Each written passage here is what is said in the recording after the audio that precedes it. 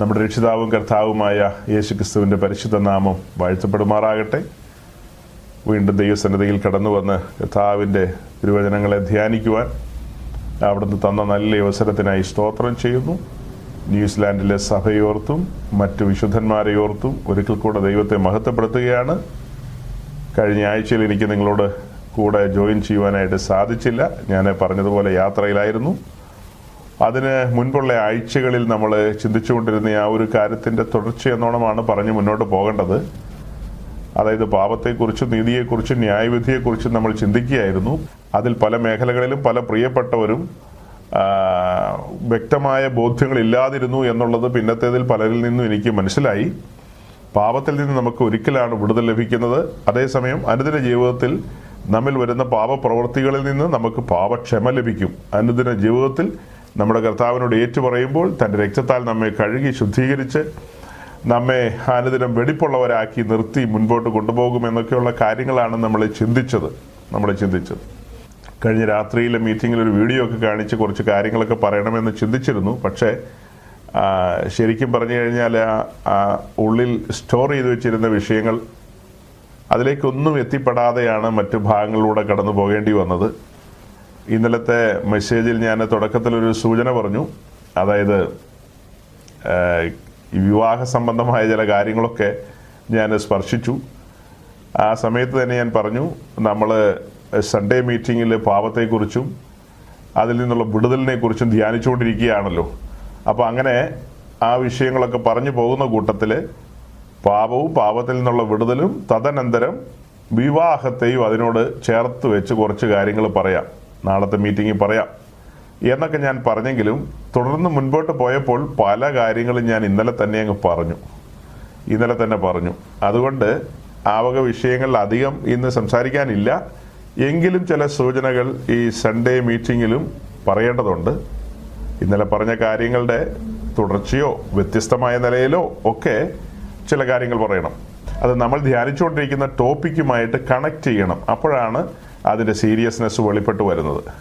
സത്യത്തിൽ ഇന്നലെ ഈ വിവാഹ സംബന്ധമായ കാര്യങ്ങളിലേക്ക് എന്നെ തള്ളിയിട്ടത് നമ്മുടെ സഹോദരൻ നവീനാണ്. നവീനുമായിട്ട് ഇന്നലെ ഇങ്ങനെ കുറേ കാര്യങ്ങൾ സംസാരിച്ചുകൊണ്ടിരിക്കുകയായിരുന്നു. അങ്ങനെ സംസാരിച്ചുകൊണ്ടിരുന്നപ്പോൾ പല പല കാര്യങ്ങൾ നവീൻ എന്നോട് പറയായിരുന്നു. ചില വീഡിയോസ് എന്നെ കാണിച്ചു, അതുപോലെ ചില കാര്യങ്ങളൊക്കെ പറഞ്ഞു. അപ്പോൾ അതൊക്കെ കണ്ടപ്പോൾ എനിക്ക് ഭയങ്കര കൗതുകം തോന്നി.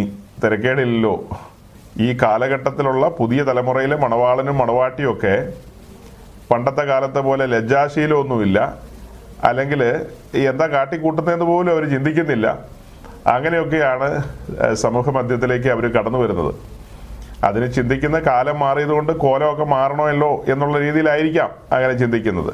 കാലം എത്ര മാറിയാലും ഏതെല്ലാം കോലം കെട്ടിയെന്ന് പറഞ്ഞാലും ഒരു കാര്യം ഓർക്കണം, എഴുതപ്പെട്ട വചനത്തിന് മാറ്റമില്ല. കാലങ്ങളായി കർത്താവിൻ്റെ സഭ മുൻപോട്ട് പ്രയാണം ചെയ്തു പോകുന്നു. ഏകദേശം AD 30 കർത്താവിൻ്റെ സഭ ആരംഭിച്ചതാണ്. അവിടെ മുതൽ കാഹളം ധ്വനിക്കുന്നത് വരെ ഈ ഭൂമിയിൽ സഭയിലുള്ള വിശുദ്ധന്മാർ വിവാഹിതരാകും. പിന്നീട് അവരുടെ ജീവിതത്തിൽ പല കാര്യങ്ങൾ സംഭവിക്കും. അവർ മരണത്തിലൂടെ ഈ ഭൂമിയിൽ നിന്ന് മാറ്റപ്പെടും. അങ്ങനെയൊക്കെയുള്ള കാര്യങ്ങൾ മനുഷ്യജീവിതത്തിൽ സംഭവിക്കും. അപ്പോൾ അതിൽ എഴുതപ്പെട്ട പ്രമാണത്തെ മറികടന്നുകൊണ്ട് നമുക്ക് ബോധിച്ചതുപോലെ കാര്യങ്ങളെ ചെയ്യുവാനായിട്ട് നമുക്കങ്ങനെ സാധ്യമല്ല. അതുകൊണ്ടാണ് ഞാൻ ഇന്നലെ ഒരിത്തിരി ഗൗരവത്തിൽ പല കാര്യങ്ങൾ സംസാരിച്ചു. നമ്മുടെ സൗരന്മാർക്ക് അതൊക്കെ എങ്ങനെ ഇഷ്ടപ്പെട്ടോ എന്ന് എനിക്കറിയില്ല. ഞാൻ ഇതിനു മുമ്പൊന്നും അങ്ങനെയൊന്നും അത്രയ്ക്കും തുറന്നൊന്നും സംസാരിച്ചിട്ടില്ല. കാരണം വ്യക്തികളുടെ വ്യക്തി സ്വാതന്ത്ര്യത്തെ മാനിക്കുന്ന ആളാണ് ഞാൻ. വ്യക്തികൾക്ക് വ്യക്തി സ്വാതന്ത്ര്യമുണ്ട്. പക്ഷെ ദൈവവചനം പറഞ്ഞ് പങ്കുവെച്ചുകൊണ്ട് വരുമ്പോൾ ഈ സ്വാതന്ത്ര്യങ്ങളൊക്കെ ജഡത്തിന് അവസരമാക്കുക എന്ന് വന്നു കഴിഞ്ഞാൽ അത് അപകടമാണെന്നുള്ളത് പറയേണ്ട ഉത്തരവാദിത്വം എൻ്റെ മേലുണ്ട്. വ്യക്തിക്ക് സ്വാതന്ത്ര്യമുണ്ട്, നിശ്ചയമായുണ്ട് സഹോദരങ്ങളെ. പക്ഷേ ദൈവമക്കളും ദൈവദാസന്മാരും തമ്മിൽ ഒരു ബന്ധമുണ്ട്. അതിനെ കൂട്ടിമുറുക്കുന്നതാണ് പരിശുദ്ധാത്മാവ്. ദൈവത്തിൻ്റെ ദാസന്മാർ ദൈവത്തിൻ്റെ ജനത്തെ കരം പിടിച്ച് നടത്തുന്നു. അതിനവരെ പ്രാപ്തമാക്കുന്നത് പരിശുദ്ധാത്മാവാണ്. അപ്പോൾ ശുശ്രൂഷകന്മാർ പരിശുദ്ധാത്മാവിൽ നിന്ന് ആലോചന പ്രാപിച്ച് അതിനനുസരിച്ച് തൻ്റെ ജനത്തെ നടത്തണം, ആട്ടിൻകൂട്ടത്തെ പരിപാലിക്കണം, നടത്തണം, മേയ്ക്കണം, അങ്ങനെ മുൻപോട്ട് കൊണ്ടുപോകണം. ഇതിനിടയിൽ ഈ ആട്ടിൻകൂട്ടം എവിടെയെങ്കിലും പോയി എന്തെങ്കിലുമൊക്കെ ചപ്പചവറ് തിന്നു കഴിഞ്ഞാൽ ഏനക്കേടുണ്ടാവും. അകത്ത് പ്രശ്നങ്ങളുണ്ടാവും. അപ്പോൾ അത് സംഭവിക്കാതിരിക്കണമെങ്കിൽ അങ്ങനെയുള്ള കാര്യങ്ങൾ വരുമ്പോൾ ഇടയൻ തടുക്കണം. ഇടയൻ്റെ കയ്യിൽ വടിയും കോലും ഉണ്ടല്ലോ, വടിയും കോലും ഉണ്ട്. സത്യത്തിൽ ഇന്നലത്തെ മെസ്സേജ് ടേൺ ചെയ്ത് പോകാനുണ്ടായ കാരണം എന്തെന്നറിയാവോ? ടേൺ ചെയ്ത് പോകാനുണ്ടായ കാരണം നവീൻ പറഞ്ഞ ഈ കാര്യങ്ങളൊക്കെ വെച്ച് ഞാൻ പ്രസംഗത്തിൽ ഈ വക കാര്യങ്ങളൊക്കെ സൂചിപ്പിച്ചു. പിന്നത്തേതിലിങ്ങനെ പറഞ്ഞു വന്നപ്പോൾ, അതായത് ഈ മണവാള ചെറുക്കൻ കോലം കെട്ടി വരണോ വരണ്ടിയോ, കൂളിംഗ് ക്ലാസ് ഒക്കെ വെച്ചേ ഈ സിനിമാ നടൻ ജയൻ എന്ന് പറയുന്ന പണ്ട് കാലത്ത് ഞങ്ങളൊക്കെ സിനിമ കാണുന്ന കാലത്തുള്ള നടനാണ് ജയൻ. പുള്ളിക്കാരൻ ഇങ്ങനെ ഒരു കറുത്ത കൂളിംഗ് ഗ്ലാസ് ഒക്കെ വെച്ച് ഇങ്ങനെ ഒരു വരവ് വരും. അങ്ങനെ സിനിമാ നടൻ വരുന്ന പോലത്തെ ഒരു കോലത്തിൽ നമ്മുടെ മണവാള ചെറുക്കൻ വരേണ്ട ആവശ്യമില്ല. മണവാള ചെറുക്കൻ ജെന്റിലായിരിക്കണം. മണവാളനും മണവാട്ടിയും വളരെ ജെന്റിലായിട്ടാണ് വരേണ്ടത്, കോലം കെട്ടിയല്ല വരേണ്ടത്. അവിടെ നമുക്ക് വേറൊന്നും പ്രദർശിപ്പിക്കാനൊന്നുമില്ല. അവിടെ നമുക്ക് മറ്റുള്ളവരുടെ മുമ്പിൽ ചില കാര്യങ്ങൾ വെളിപ്പെടുത്താനുണ്ട്. നമ്മൾ എന്തിനെയാണ് റെപ്രസെൻ്റ് ചെയ്യുന്നത് എന്നുള്ള കാര്യങ്ങളൊക്കെയാണ് നമുക്ക് വെളിപ്പെടുത്താനുള്ളത്. അപ്പോൾ ഇങ്ങനെ പല കാര്യങ്ങളും നമ്മുടെ ചുറ്റും നടമാടുമ്പോൾ അതിനോടുള്ള ബന്ധത്തിൽ ഞാൻ ചില സീനിയർ ശുശ്രൂഷകന്മാരൊക്കെ ആയിട്ട് സംസാരിച്ച കാര്യങ്ങളാണ് പറഞ്ഞു വന്നത്. അപ്പോൾ സീനിയർ ശുശ്രൂഷകന്മാരൊക്കെ പറഞ്ഞു, ഞങ്ങൾക്ക് ആർക്ക് കൺട്രോൾ ഇല്ല ദൈവദാസനെ. ഞങ്ങളാരും ഇപ്പം അങ്ങനെ ഒരു കാര്യത്തിലും കൺട്രോൾ വെക്കാറില്ല. അതായത് മെയിൻ ലൈൻ പെന്തിക്കോസിലെ മുതിർന്ന ശുശ്രൂഷകർ തന്നെയാണ് പറയുന്നത്, ഒരു ചർച്ചിലും അങ്ങനെ പോയി നമുക്ക് കൺട്രോൾ വെക്കാൻ പറ്റില്ല. കൺട്രോൾ വെച്ചാൽ അവർ നേരെ ഷാരോനിൽ പോയി കയറും. അവിടെ കൺട്രോൾ വെച്ചാൽ അവർ അസംബ്ലീസ് കൂടി വന്ന് കയറും. അവിടെയും കൺട്രോൾ വെച്ചാൽ IPC പോയി കയറും. പിന്നെയും കൺട്രോൾ വെച്ചാൽ അവർ തങ്കുച്ചായൻ്റെ കൂടെ പോയി കയറും. അങ്ങനെ എത്രയോ പേരാ പോയിരിക്കുന്നത്. അങ്ങനെ തങ്ങളുടെ കൂട്ടത്തിൽ, തങ്ങളുടെ പരിപാലന കാലഘട്ടത്തിൽ അല്ലെങ്കിൽ തങ്ങളുടെ ഭരണ കാലഘട്ടത്തിൽ ഒരു മനുഷ്യനും പോകണ്ട എന്ന നിലയിൽ ശുശ്രൂഷകർ എത്തിച്ചേരും. കട്ടിയായ കാര്യങ്ങളും മറ്റുമൊക്കെ പറയുമ്പോഴാണല്ലോ ജനം പോകാനായിട്ട് ഉത്സാഹിക്കുന്നത്. അതിൻ്റെ ആവശ്യമില്ല, നമ്മളൊന്നും പറയാതിരുന്നാൽ പോരെ. അവരായി അവരുടെ പാടായി. അപ്പോൾ പിന്നെ നമ്മുടെ പാടെന്താ? നമ്മുടെ പാടെന്ന് പറയുന്നത് കറുത്ത പാൻ്റ് ഇടണം, അതിൻ്റെ മുകളിൽ വെളുത്ത ഷർട്ട് ഇടണം, ഷേവൊക്കെ ചെയ്ത് മിടുക്കനായിട്ട് ബൈബിളും കൈ പിടിച്ച് അമ്മാമ്മേനെയും കൂട്ടി 10 മണിക്ക് കറക്റ്റ് കല്യാണത്തിന് മുമ്പ് അവിടെ ചെല്ലണം. അവിടെ ചെന്ന് വേദിയിൽ നമുക്ക് ഒരുക്കിയ സ്ഥലത്ത് നമ്മളിരിക്കണം. എന്നിട്ട് എല്ലാവരും വരുമ്പോൾ നമ്മൾ പറയും, നമുക്കെല്ലാം എഴുന്നേറ്റ് ഇന്നൊരു പാട്ട് പാടാം. പണ്ടൊക്കെ അങ്ങനെ പാടുമായിരുന്നു, ഇപ്പം പാടാൻ തന്നെ ആളുകളെ വെച്ചിരിക്കുക. പണ്ടായിരുന്നെങ്കിൽ എഴുന്നേറ്റ് നിന്നിട്ട് നമ്മളെല്ലാം കൂടെ അങ്ങ് പാടും. അപ്പോൾ അങ്ങനെ എഴുന്നേറ്റ് നിന്നിട്ട് വന്ദനമേശു വരാന്നുള്ള പാട്ട് പാടും. അങ്ങനെ പല പാട്ടുകളുണ്ട്. ആ പാട്ടൊക്കെ അങ്ങ് പാടും. പാട്ടൊക്കെ അങ്ങ് പാടി പ്രാർത്ഥിച്ച് പിന്നെ ഓരോ ആളുകളെ നിയോഗിച്ചിട്ടുണ്ടല്ലോ. നിയോഗിച്ച ആളുകളെയൊക്കെ ആ ഉത്തരവാദിത്തങ്ങളൊക്കെ ഏൽപ്പിച്ച് എല്ലാം പറഞ്ഞ് നോക്കുമ്പോഴത്തേക്കും 10 മണിക്ക് തുടങ്ങേണ്ടതായിരുന്നു. സാങ്കേതിക കാരണങ്ങളാൽ മണവാട്ടി മറ്റേ ഒരുക്ക സെൻറ്ററിൽ നിന്ന് വരുവാനായിട്ട് താമസിച്ചു. അരമണിക്കൂറാണ് താമസിച്ചത്, അരമണിക്കൂർ. അങ്ങനെ മൊത്തത്തിൽ എത്തിച്ചേർന്നപ്പോഴത്തേക്കും 10:30 പിന്നെ വിശറിയെടുത്ത് വീശിയൊക്കെ വന്നപ്പോഴത്തേക്കും ആ ചൂടത്തിങ്ങനെ ഓടിപ്പതിച്ച് വന്നതല്ലേ, അപ്പോഴത്തേക്കും ഒരു 5-8 മിനിറ്റ് അങ്ങനെയും പോയി. എന്തായാലും 10:45 കഴിഞ്ഞു തുടങ്ങിയപ്പോൾ 12:15 കുറഞ്ഞത് നിർത്തണം. 12:15 ഇതിനിടയ്ക്ക് പോയ സമയത്ത് റീറ്റെയിൻ ചെയ്യാൻ പാകത്തിന് ചില കാര്യങ്ങളുണ്ട്. അതെന്താണെന്ന് വെച്ച് കഴിഞ്ഞാൽ, ദൈവവചന ശുശ്രൂഷിക്കുന്ന ദൈവദാസിനെ കൊടുത്തിരിക്കുന്ന സമയം അരമണിക്കൂറാണെങ്കിൽ അത് 10 മിനിറ്റ്സ് ആക്കി ചുരുക്കുന്നു, അല്ലെ 5 മിനിറ്റ് ആക്കി ചുരുക്കുന്നു. പിന്നെ കെട്ടിക്കുന്ന സമയത്ത് നമ്മൾ പറയുന്ന കാര്യങ്ങളും മറ്റു കാര്യങ്ങളൊക്കെ അതങ്ങ് ക്യാപ്സ്യൂൾ പരുവത്തിലേക്ക് മാറ്റിയാൽ മതി. അങ്ങനെ പെട്ടെന്ന് ആ കാര്യങ്ങളൊക്കെ പര്യവസാനിപ്പിച്ച് എന്തായാലും 12:30 നമുക്ക് ഇലയിടണം. ആ കാര്യത്തിൽ ഒരു തർക്കമില്ല, അത് മാറ്റാൻ പറ്റത്തില്ല. കാരണം ഞങ്ങളുടെ സ്വന്തക്കാരെല്ലാം മുൻചുണ്ടിക്കാരാണ്, അവർ ഉഗ്രന്മാരാണ്. തോമാസ്ലീഹയുടെ കാലത്ത് അവർ മാമോദീസ ഏറ്റ ആൾക്കാരാണ്, അതുകൊണ്ട് അവർക്ക് മുൻചുണ്ടി കൂടുതലാണ്. പിന്നെ ഞങ്ങളുടെ മറ്റേ കൂട്ടത്തിൽ, പെണ്ണിൻ്റെ കൂട്ടത്തിൽ നിന്ന് വരുമ്പോൾ അല്ലെ ചെറുക്കിൻ്റെ കൂട്ടത്തിൽ നിന്ന് വരുമ്പോൾ അവരങ്ങ് എടേസേന്ന് വന്നതാ. എൻ്റെ പൊന്നെ, അവരങ്ങ് എടേസേന്ന് വന്നവരാ. നിങ്ങൾക്ക് വല്ലതും മനസ്സിലായോ? ആർക്കറിയാം. അവരങ്ങ് എടേസേന്ന് വന്ന ആൾക്കാരാണ്. ആ കാരണത്താലൊന്നും താമസിക്കാൻ പാടില്ല. 12:35 ആയി കഴിഞ്ഞാൽ എടേസേന്ന് വന്നതാ, കപ്പൽ കയറി വന്നതാ. തൊമ്മച്ചായൻ്റെ കൂട്ടത്തിൽ എല്ലാം കൂടെ വന്നു. ഇവിടെ വന്ന് തൊമ്മച്ചായനും ഭാര്യയ്ക്കും പിള്ളേരുണ്ടായി. അങ്ങനെ പെറ്റു പെരുകി ചൊകചൊകാന്നുള്ള രക്തമാണ് അവരുടെ കയ്യിലൂടെയൊക്കെ ഒഴുകുന്നത്. അങ്ങനെയുള്ള ആൾക്കാരൊക്കെ ഇരിക്കുമ്പോൾ 12:30 ഇതൊക്കെ നിർത്തണം. സ്ട്രിക്റ്റാണ് കാര്യങ്ങൾ, എല്ലാം സ്ട്രിക്റ്റാണ്. പിന്നെ ആകെ നമുക്ക് ചെയ്യാവുന്ന കാര്യം ഇത്രേ ഉള്ളൂ, ദൈവവചനത്തിൽ നിന്ന് പറയാനുള്ള കാര്യങ്ങളും മറ്റുമൊക്കെ കഴിവതും കുറയ്ക്കാം. അത് സാരമുള്ള കാര്യമല്ല. ഇപ്പം അന്നിപ്പോൾ ഇതിന് മാത്രം പ്രസംഗിച്ചിട്ടും വലിയ കാര്യമൊന്നുമില്ലല്ലോ. അതല്ലല്ലോ ഞാൻ പറഞ്ഞു വന്നത് അങ്ങനെ ചടങ്ങുകൾ ആരംഭിക്കുകയാണ്. ആചാര മര്യാദ പ്രകാരം 12:30 എല്ലാം ക്ലോസ് ചെയ്ത് കഴിഞ്ഞിട്ടൊരു പ്രാർത്ഥനയുണ്ട്. പ്രാർത്ഥന കഴിഞ്ഞിട്ടൊരു ആശീർവാദവും കൂടെ പറയും. ആശീർവാദം കൂടെ പറഞ്ഞു കഴിഞ്ഞിട്ട് പറയും, ഒരു കാര്യം കൂടെ ചെയ്തേക്കാം, ഒരു കാര്യം കൂടെ. നിപ്പിൽ തന്നെ എല്ലാവരും ഒന്നുകൂടെ ഒന്ന് കണ്ണടച്ച് ഭക്ഷണത്തിന് വേണ്ടി കൂടെ പ്രാർത്ഥിച്ചേക്കാം. അപ്പോൾ നമ്മൾ ഭക്ഷണത്തിന് വേണ്ടിയും കൂടെ പ്രാർത്ഥിക്കുന്നു 2ാം നിലയിൽ നിന്ന്. 1ാം നിലയിലെ ഭക്ഷണമൊക്കെ സാരമില്ല, എവിടെ നിന്ന് പ്രാർത്ഥിച്ചാലും ദൈവം കേൾക്കും. അപ്പം അങ്ങനെ 2ാം നിലയിൽ നിന്ന് നമ്മൾ പ്രാർത്ഥിക്കുന്നു. തിടുക്കപ്പെട്ട് വേഗം പാസ്റ്ററും അമ്മാമ്മയും കൊച്ചമ്മയും എല്ലാം കൂടി 1ാം നിലയിലേക്ക് പരക്കം പായുന്നു. പാസ്റ്റർക്ക് പിന്നെ അവിടെ ഒരു ടേബിളിൽ റിസർവ്ഡ് എന്നുള്ള ഒരു ഇതെടുത്ത് വെച്ചിട്ടുണ്ട്, അതുകൊണ്ട് പേടിക്കാനൊന്നുമില്ല. ബാക്കിയുള്ള ആൾക്കാരെന്ന് പറഞ്ഞാൽ അങ്ങനെയല്ല, ഓടിക്കതിച്ച് ചെന്നില്ലെങ്കിൽ 1ാമത്തെ ട്രിപ്പിൽ ഇരിക്കാൻ പറ്റില്ല, അവർ പിന്നത്തേതിലായിപ്പോവും, പിമ്പന്മാരായി പോവും. അതുകൊണ്ട് എല്ലാവരും ഇടിച്ചു കയറി അങ്ങനെ അങ്ങ് പോകും. എനിവേ, അപ്പോൾ അവിടെ പോയിരുന്ന് ശാപ്പാടൊക്കെ അടിച്ച് അതൊക്കെ കഴിഞ്ഞ് പിന്നെ ചെറുക്കൻ്റെ വീട്ടിലോ പെണ്ണിൻ്റെ വീട്ടിലോ എവിടെയാണ് പോകുന്നതെന്ന് വെച്ചാൽ അവിടെ പോയി കയറി ഒരു പ്രാർത്ഥനയും കൂടെ അവിടെ പ്രാർത്ഥിച്ച് പിന്നെ അങ്ങനെ അങ്ങ് പിരിയാം. ഇതിനെല്ലാം കുഴപ്പക്കാരൻ നവീന എന്ന് പറഞ്ഞല്ലോ. അപ്പോൾ ഇന്നലെ ഇതൊക്കെ ഞാൻ സൂചിപ്പിച്ചതാണ്. ആ സൂചിപ്പിച്ചതിൽ നിന്ന് ഒരു കാര്യം കൂടെ അങ്ങ് പറഞ്ഞേക്കാം. അതായത് നമ്മൾ ഉൾപ്പെട്ട് നിൽക്കുന്ന ഈ പെന്തക്കോസ്ത് സമൂഹമൊക്കെ വളരെ പുരോഗതി പ്രാപിച്ചു. ഇന്ന് കല്യാണങ്ങളൊക്കെ ഈവന്റ് മാനേജ്മെൻറ്റുകാർ അത് ഹൈജാക്ക് ചെയ്ത് കഴിഞ്ഞു. അവരുടെ കയ്യിലാണ് ഈ കാര്യങ്ങളെല്ലാം ഇരിക്കുന്നത്. അപ്പോൾ പിന്നീട് നടക്കുന്ന കാര്യങ്ങളൊക്കെ വിസ്മയകരമായ കാര്യങ്ങളാണ്. അതുകൊണ്ട് ആകാശം ഇടിഞ്ഞു വീഴുമെന്നൊക്കെ ചിന്തിക്കുന്നവരാരെങ്കിലും ഉണ്ടെങ്കിൽ സൗരങ്ങളെ ഞാൻ ഗ്യാരണ്ടി പറയുന്നു, ഒരാകാശം ഇടിഞ്ഞു വീഴില്ല. ആകാശമൊക്കെ അങ്ങനെ തന്നെ ഇരിക്കും, എല്ലാ കാര്യങ്ങളും അങ്ങനെയൊക്കെ തന്നെ ഇരിക്കും. പക്ഷേ എന്തൊക്കെയോ സംഭവിക്കും, നമ്മുടെ വിശ്വാസ ജീവിതത്തിൽ എന്തൊക്കെയോ സംഭവിക്കും. അത് കാലാന്തരത്തിലാണ് അതൊക്കെ മനസ്സിലാകുകയുള്ളൂ. തുടക്കത്തിൽ ചിലപ്പോൾ നമുക്ക് മനസ്സിലാകില്ല അതിൻ്റെയൊക്കെ ഭവിഷ്യത്തുകൾ. എനിവേ, ഞാൻ പറഞ്ഞു വരുന്നത്, ഞാൻ സംസാരിച്ച ദൈവദാസന്മാരിൽ നിന്ന് എനിക്ക് മനസ്സിലായൊരു കാര്യമാണ്, ഇനിയുള്ള കാലത്ത് ആരെയും കൺട്രോൾ ചെയ്യാനൊന്നും പറ്റത്തില്ല. ആളുകൾക്ക് ബോധിച്ചതുപോലെ അവർ ചെയ്യും എല്ലാ കാര്യങ്ങളും. ശുശ്രൂഷകന്മാരുടെ ഉത്തരവാദിത്വം എന്ന് പറയുന്നത് സമയത്ത് ചെന്ന് പ്രാർത്ഥിച്ച് ആരംഭിക്കുക, മറ്റ് പറയാനുള്ള കാര്യങ്ങളെല്ലാം പറയുക. 12 12:30 1 മണിയോ എത്ര മണിയാന്ന് വെച്ച് കഴിഞ്ഞാൽ പ്രാർത്ഥിച്ച് ആശീർവാദം പറഞ്ഞ് സ്ഥലം കാലിയാക്കുക. വല്ല കവറും കിട്ടിയാൽ മേടിച്ചോണ്ട് പൊക്കോളുക. അതല്ലാത്ത കാര്യത്തിൽ ഒന്നും കയറി ഇടപെടാൻ നിൽക്കണ്ട. അവരത് കഴിഞ്ഞിട്ട് ചിക്കൻ ബിരിയാണിയാണോ കൊടുക്കുന്നത്, മട്ടൻ ബിരിയാണിയാണോ കൊടുക്കുന്നത്, അവർ എങ്ങനെയാ വരുന്നത്, തലകുത്തി നിൽക്കുന്നുണ്ടോ, ഇതൊന്നും അന്വേഷിക്കേണ്ട, ഒന്നിലും തലയിടണ്ട. അതുകൊണ്ട് വ്യക്തി സ്വാതന്ത്ര്യത്തെ മാനിക്കണം. ഇപ്പോൾ യൂറോപ്പിലും അമേരിക്കയിലും മറ്റ് രാജ്യങ്ങളിലൊക്കെ പോയി ജീവിച്ചിട്ട് വരുന്ന ആളുകളാണെങ്കിൽ അവിടെയൊക്കെ വ്യക്തി സ്വാതന്ത്ര്യത്തിന് അമിത പ്രാധാന്യമാണ്.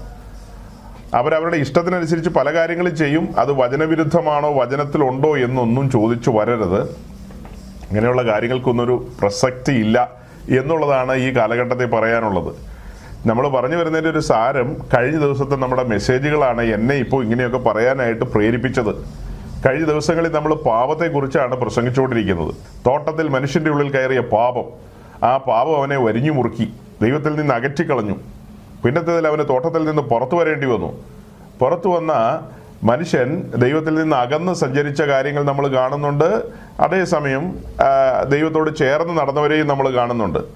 അങ്ങനെ ഒരു കാലം, അങ്ങനെ ആ കാലമൊക്കെ മുൻപോട്ട് പോകുമ്പോൾ നോഹയുടെ കാലം വരുന്നുണ്ട്, പിന്നീട് അബ്രഹാമിൻ്റെ കാലം വരുന്നു, പിന്നീട് ഇസ്രായേലിനെ നമ്മൾ കാണുന്നു. ഇസ്രായേലിന് ശേഷം കർത്താവ് യേശുക്രിസ്തു, അല്ലെങ്കിൽ ഇസ്രായേലിനോടുള്ള ബന്ധത്തിൽ പറയുമ്പോൾ അതിൻ്റെ ഒടുവിൽ നമ്മുടെ കർത്താവ് യേശുക്രിസ്തു ഈ ഭൂമിയിൽ വരുന്നതും സുവിശേഷം അറിയിക്കുന്നതും പിന്നത്തേതിൽ താൻ സുവിശേഷമായിത്തീരുന്നതും, അതുപോലെ സഭ ആരംഭിക്കുന്നതും സഭ മുഖാന്തരമുള്ള വീണ്ടെടുപ്പും രക്ഷയും, അങ്ങനെ നമ്മൾ ദൈവരാജ്യത്തിൽ പ്രവേശിക്കുന്നതും ഇത്യാദി കാര്യങ്ങളൊക്കെയാണല്ലോ ചരിത്രത്തിലുള്ളത്. ഇത്യാദി കാര്യങ്ങളൊക്കെയാണ്. അപ്പോൾ നമ്മൾ കഴിഞ്ഞ ദിവസങ്ങളിൽ പറഞ്ഞു കൊണ്ടുവന്നത് 1 തിമോഥെയോസ് 2-ാം അധ്യായത്തിൻ്റെ 5-6 വാക്യങ്ങളിലാണ്. അത് ഇത്തിരിയും കൂടെ പറയേണ്ടതുണ്ട്. നമ്മൾ കഴിഞ്ഞ ദിവസങ്ങളിൽ പറഞ്ഞു കൊണ്ടുവന്നത് 1 തിമോഥെയോസിൻ്റെ ലേഖനം 2-ാം അധ്യായത്തിൻ്റെ 5-6 വാക്യങ്ങളിലാണ്. അതായത് 1 തിമോത്തി chapter 2 verse 5 and 6. ദൈവം ഒരുവനല്ലോ, ദൈവത്തിനും മനുഷ്യർക്കും മധ്യസ്ഥനും ഒരുവൻ, എല്ലാവർക്കും വേണ്ടി മറുപടിയായി തന്നെത്താൻ കൊടുത്ത മനുഷ്യനായ ക്രിസ്തുയേശു തന്നെ. അതായത് നാം വായിച്ചു കേട്ടത് ദൈവം ഒരുവനല്ലോ, ദൈവത്തിനും മനുഷ്യർക്കും മധ്യസ്ഥനും ഒരുവനല്ലോ എന്ന്. അപ്പൊ ദൈവത്തിനും മനുഷ്യർക്കും ഇടയിൽ മധ്യസ്ഥൻ, അങ്ങനെയല്ലേ വായിക്കുന്നേ? ഒരു സൈഡിൽ ദൈവം, മറു സൈഡിൽ മനുഷ്യർ, രണ്ട് കൂട്ടർക്ക് നടുവിൽ ഒരു മധ്യസ്ഥൻ. എന്താ മധ്യസ്ഥൻ വേണ്ടി വന്നത്? ഇവിടെ പറയുന്ന മനുഷ്യരെന്ന് പറയുന്നവർ പാപികളായി തീർന്നിരിക്കുന്നു. പാപനിമിത്തം അവർ ദൈവത്തിൽ നിന്ന് അകന്ന് സഞ്ചരിക്കുകയാണ്. അത് റോമാലേഖനം 5-ാം അധ്യായത്തിൻ്റെ ഒരു 4, 5, 6, 7 അങ്ങനെയുള്ള താഴേക്ക് 8 വരെയൊക്കെയുള്ള വാക്യങ്ങൾ വായിക്കുമ്പോൾ നമുക്ക് മനസ്സിലാകുന്ന കാര്യമുണ്ട്. പാപനിമിത്തം നാം ദൈവസന്നിധിയിൽ നിന്ന് അകന്ന് സഞ്ചരിച്ചവരാണ്, ശത്രുതയിലായിരുന്നു. ശത്രുതയുടെ കാരണം നമ്മിൽ പാപം വന്നു. ദൈവത്തിന് നമ്മോട് ശത്രുതയൊന്നുമില്ല, തെറ്റിദ്ധരിക്കരുത്. നാം ശത്രുതയിലായിരുന്നു, ദൈവത്തോട് ശത്രുതയിലായിരുന്നു. കാരണം നമ്മുടെ ഉള്ളിൽ പാപമുണ്ട്. അങ്ങനെ നമ്മൾ അകന്നകന്ന് സഞ്ചരിച്ച ആളുകളാണ്, ദൈവത്തിൽ നിന്ന് വളരെ അകന്ന് സഞ്ചരിച്ചവരാണ്. അങ്ങനെ ഇരിക്കുമ്പോഴാണ് സുവിശേഷം നമ്മെ തേടി വന്നത്. സുവിശേഷം നാം കേട്ടു, ആ സുവിശേഷം നമ്മെ പരുവപ്പെടുത്തി. സുവിശേഷം നമ്മുടെ മുമ്പാകെ തുറന്നു കൊണ്ടുവന്ന കാര്യങ്ങളൊക്കെ നമ്മൾ കഴിഞ്ഞ ദിവസം പറഞ്ഞു. എന്താ പറഞ്ഞത്? സുവിശേഷം എന്ന് പറഞ്ഞാൽ വെളിച്ചമാണ്. ആ വെളിച്ചം നമ്മുടെ ജീവിതത്തിൽ മിന്നി. വെളിച്ചം മിന്നിക്കഴിഞ്ഞപ്പോൾ നമ്മൾ കണ്ട ആ ഒരു കാഴ്ച, പരിശുദ്ധാത്മാവ് വചനമാകുന്ന കണ്ണാടി നമ്മുടെ മുമ്പിൽ വെച്ചു. സുവിശേഷം കേട്ടുകൊണ്ടിരിക്കുമ്പോൾ വെളിച്ചം മിന്നിയല്ലോ. അതായത് ഇരുളിലാണ് വെളിച്ചം പ്രകാശിച്ചത്. നമ്മുടെ ജീവിതം ഇരുളായിരുന്നു, അവിടെ വെളിച്ചം പ്രകാശിച്ചു. പരിശുദ്ധാത്മാവ് വചനമാകുന്ന കണ്ണാടി നമ്മുടെ മുമ്പിൽ വെച്ചപ്പോൾ നാം കണ്ട കാഴ്ച എന്ന് പറയുന്നത്, നാം രക്ഷകനെ കണ്ടെത്തുകയല്ലായിരുന്നു, അത് അടുത്ത പടിയാ. ആദ്യപടി നമ്മൾ എന്താ കണ്ടത്? നാം നമ്മെ തന്നെ കണ്ടു. നാം നമ്മെ തന്നെ കണ്ടു. ആദമിൻ്റെ മകനെ കണ്ടു. നമ്മിൽ നന്മ വസിക്കുന്നില്ല, ഒരു നന്മയുമില്ല. അയ്യോ, ഞാൻ അരിഷ്ട മനുഷ്യൻ എന്നുള്ള വിലാപമകത്തു നിന്ന് മുഴങ്ങുകയാണെന്നേരം നമ്മുടെ ഉള്ള അവസ്ഥ തന്നെ പരിശുദ്ധാത്മാവ് നമ്മെ കാണിച്ചു തന്നു. സാധാരണ നമ്മൾ കേട്ടിട്ടുള്ള സുവിശേഷം, സാധാരണ നമ്മൾ കേട്ടിട്ടുള്ള ടീച്ചിങ് അല്ലെങ്കിൽ സുവിശേഷ ഘോഷണം എന്നൊക്കെ പറയുമ്പോൾ എന്താ മനസ്സിൽ വരുന്നത്? പാപിയായ മനുഷ്യനൊരു ഗുഡ് ന്യൂസ് കേട്ടു, ഒരു സദ്വർത്തമാനം കേട്ടു. യേശുക്രിസ്തു എന്ന രക്ഷകൻ ബത്ലഹേമിൽ ഭൂജാതനായിരിക്കുന്നു. ആ സദ്വർത്തമാനം കേട്ട വഴി തന്നെ സന്തോഷിച്ച് നമ്മൾ കർത്താവിനെ രക്ഷിതാവായി സ്വീകരിച്ചു എന്നൊക്കെ കേട്ടിരിക്കുന്നത്. പക്ഷെ നമ്മളതിന് തിരുത്തു വരുത്തി. അങ്ങനെയൊന്നും അല്ല. പരിശുദ്ധാത്മാവ് നാം സുവിശേഷം കേട്ടുകൊണ്ടിരിക്കുമ്പോൾ പരിശുദ്ധാത്മാവ് നമ്മിൽ പരിവർത്തിച്ചുകൊണ്ടിരിക്കുകയാണ്. ആ പരിവർത്തിച്ചുകൊണ്ടിരിക്കുമ്പോൾ ഈ പറഞ്ഞതുപോലെ വെളിച്ചം മിന്നുകയാണ്. വെളിച്ചം ആ വെളിച്ചത്തിൽ നാം നമ്മെ തന്നെ കണ്ടു. നമ്മെ തന്നെ കണ്ടപ്പോൾ ആ കണ്ണാടിയിലൂടെ നാം എന്താ മനസ്സിലാക്കിയത്? ദൈവത്തിൻ്റെ നീതി. ആ സ്റ്റാൻഡേർഡിന് മുമ്പിൽ നമ്മുടെ സ്റ്റാൻഡേർഡ് എന്താണെന്ന് മനസ്സിലായി, അല്ലേ? മഹത്വാനായ ദൈവത്തിൻ്റെ സ്റ്റാൻഡേർഡ് അല്ലേ പരിശുദ്ധാത്മാവ് വചനത്തിലൂടെ നമ്മുടെ മുമ്പാകെ വെക്കുന്നത്? ആ ഹൈ സ്റ്റാൻഡേർഡിന് മുമ്പാകെ അതിക്രമങ്ങളാലും പാപങ്ങളാലും മരിച്ചു കിടക്കുന്ന നമുക്ക് നിൽക്കാൻ പറ്റുമോ? നമ്മെക്കുറിച്ച് എഴുതിയിരിക്കുന്നത് എന്താ? അതിക്രമങ്ങളാലും പാപങ്ങളാലും മരിച്ചു കിടന്നവരെന്നാണ് നമ്മെക്കുറിച്ച് എഴുതിയിരിക്കുന്നത്. അങ്ങനെയുള്ള നമ്മൾ നമ്മെ തന്നെ തിരിച്ചറിയുകയായിരുന്നു. സുവിശേഷം നമ്മുടെ ജീവിതത്തിൽ എന്താ ചെയ്തത്? നമ്മെ തന്നെ തിരിച്ചറിയുവാനുള്ള ഒരു സാഹചര്യം ഒരുക്കി. നമ്മുടെ കണ്ണുകളെ തുറന്ന് നമുക്ക് തന്നെ നമ്മെ കാണാനായിട്ട് കഴിഞ്ഞു. ഒരു നന്മയും വസിക്കുന്നില്ല. നമ്മൾ നമ്മുടെ തറവാട് എവിടെയാണെന്ന് തിരിച്ചറിഞ്ഞു. നമ്മുടെ തറവാടിൻ്റെ ഡീറ്റെയിൽസ്, നമ്മുടെ ബിരുദങ്ങളും തറവാടിൻ്റെ ഡീറ്റെയിൽസും ഒക്കെ അവിടെയുണ്ട്. ടൈറ്റസ് 3:3. മുമ്പേ നാമും ബുദ്ധികെട്ടവരും അനുസരണമില്ലാത്തവരും വഴിതെറ്റി നടക്കുന്നവരും നാനാ മോഹങ്ങൾക്കും ഭോഗങ്ങൾക്കും അധീനരും ഈർഷ്യയിലും അസൂയയിലും കാലം കഴിക്കുന്നവരും ദ്വേഷിതരും അന്യോന്യം പകയ്ക്കുന്നവരുമായിരുന്നല്ലോ. മുമ്പേ എന്ന് പറഞ്ഞാൽ ഈ ക്രൂശിന്റെ ചുവട്ടിൽ നാം സറണ്ടർ ചെയ്യുന്നതിന് മുമ്പേ, അല്ലെങ്കിൽ ഈ സദ്വർത്തമാനം കേട്ടുകൊണ്ടിരിക്കുന്നതിനും മുൻപ്, ഇത് നമ്മുടെ കാതുകളിൽ വന്ന് ആർത്തലച്ചല്ലോ. അതിന് മുമ്പ് നാം ആരായിരുന്നു? ബുദ്ധികെട്ടവരും അനുസരണമില്ലാത്തവരും വഴിതെറ്റി നടക്കുന്നവരും നാനാ മോഹങ്ങൾക്കും ഭോഗങ്ങൾക്കും അധീനരും ഈർഷ്യയിലും അസൂയയിലും കാലം കഴിക്കുന്നവരും ദ്വേഷിതരും അന്യോന്യം പകയ്ക്കുന്നവരുമായിരുന്നുവല്ലോ. കുറച്ചുണ്ട് കേട്ടോ, കുറച്ചുണ്ട്. അത് 2-3 അല്ല, ന്യായമായ ബിരുദങ്ങൾ അതൊക്കെ. അപ്പം അങ്ങനെ കുറേ കാര്യങ്ങളുണ്ട്. ഇതിൻ്റെ നടുവിൽ തൊട്ടടുത്ത വാക്യം പറയുന്നത്, എന്നാൽ നമ്മുടെ രക്ഷിതാവായ ദൈവത്തിൻ്റെ ദയയും മനുഷ്യപ്രീതിയും ഉദിച്ചപ്പോൾ, ഇതിൻ്റെ നടുവിൽ ആ വെളിച്ചം ഉദിച്ചു വരികയാണ്. ആ വെളിച്ചം ഉദിച്ചു വന്നപ്പോഴാണ് ഈ പറഞ്ഞ കാര്യങ്ങൾ നമ്മൾ തിരിച്ചറിഞ്ഞത്. തിരിച്ചറിവിൽ നിന്നാണ് പരിശുദ്ധാത്മാവ് ഇവിടെ ഇത് രേഖപ്പെടുത്തിയിരിക്കുന്നത്.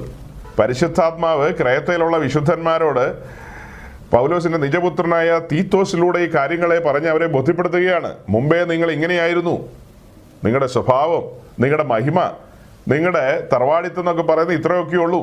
ഇങ്ങനത്തെ ഒരു പശ്ചാത്തലത്തിൽ വസിക്കുമ്പോഴാണ് സുവിശേഷം നിങ്ങളുടെ ജീവിതത്തിൽ ആ തിരിച്ചറിവുകളെ നൽകിയത്.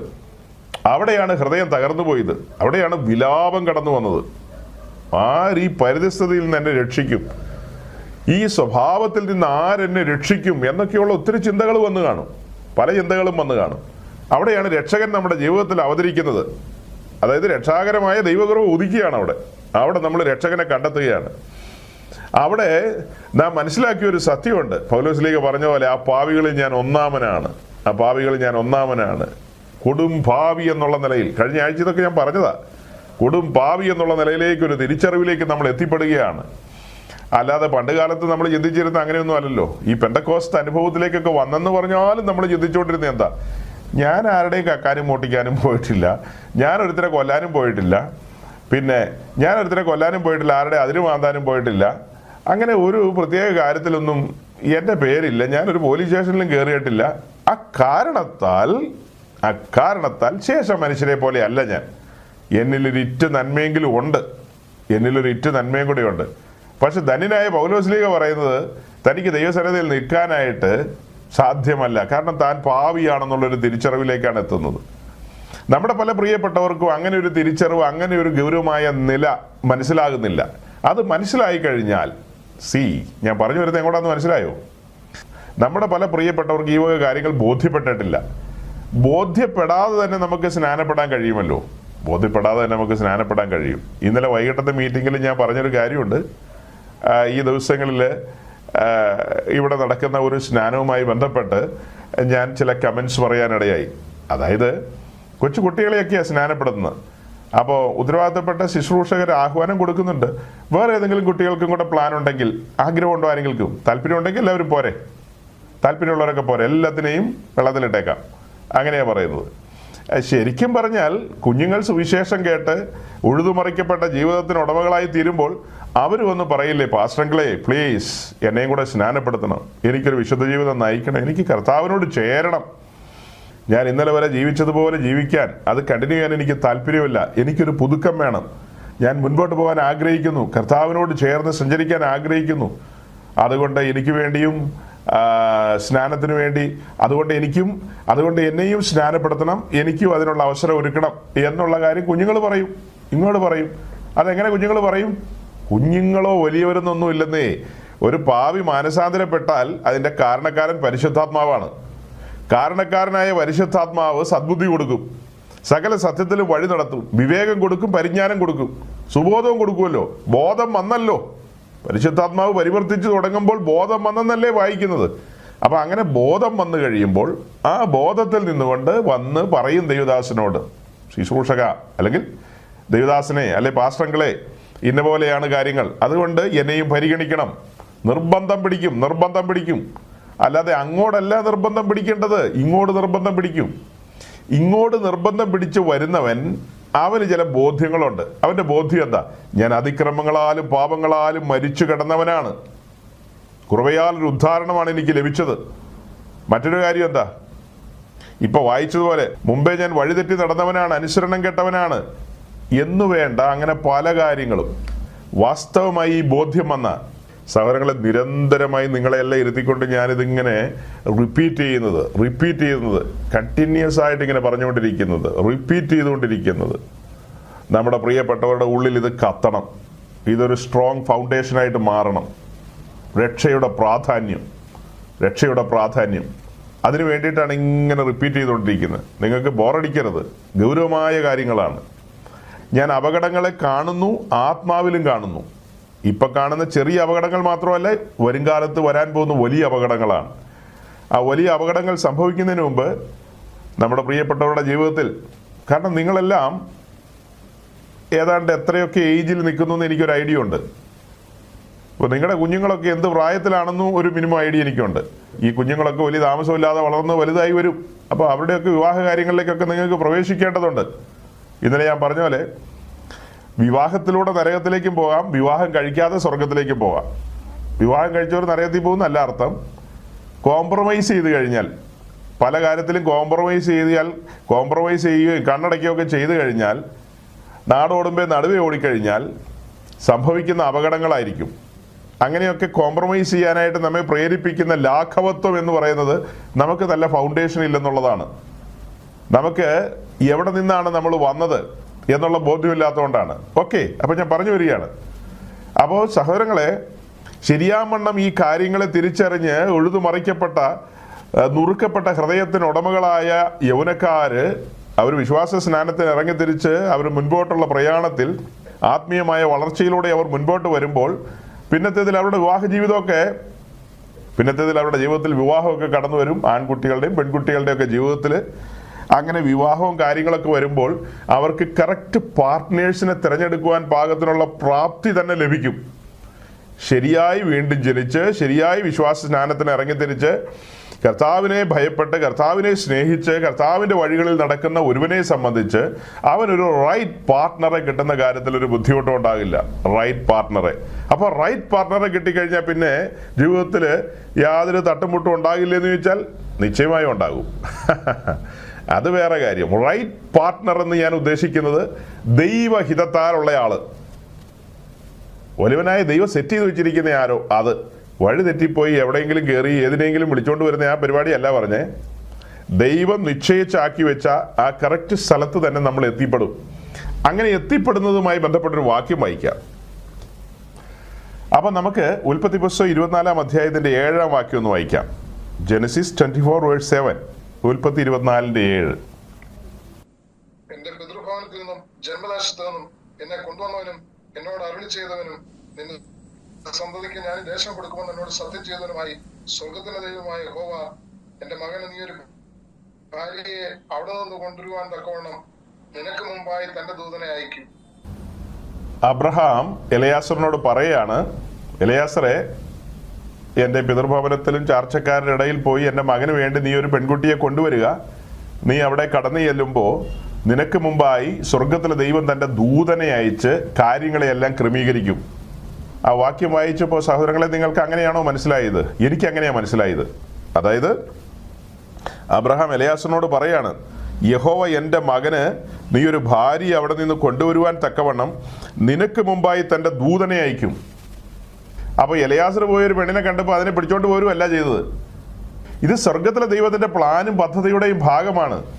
യേശുക്രിസ്തുവിൻ്റെ മാതാവ് എന്നുള്ള നിലയിൽ അറിയപ്പെടേണ്ട ആളാണ് റിബേക്ക. റിബേക്ക ചുമ്മാ റിബേക്കയൊന്നും അല്ല, ചരിത്രത്തിൻ്റെ ഭാഗമാണ് റിബേക്ക. റിബേക്കയുടെ ഉദരത്തിൽ നിന്നാണ് 2 നേഷൻസ് പുറപ്പെടാനുള്ളത്, അല്ലേ?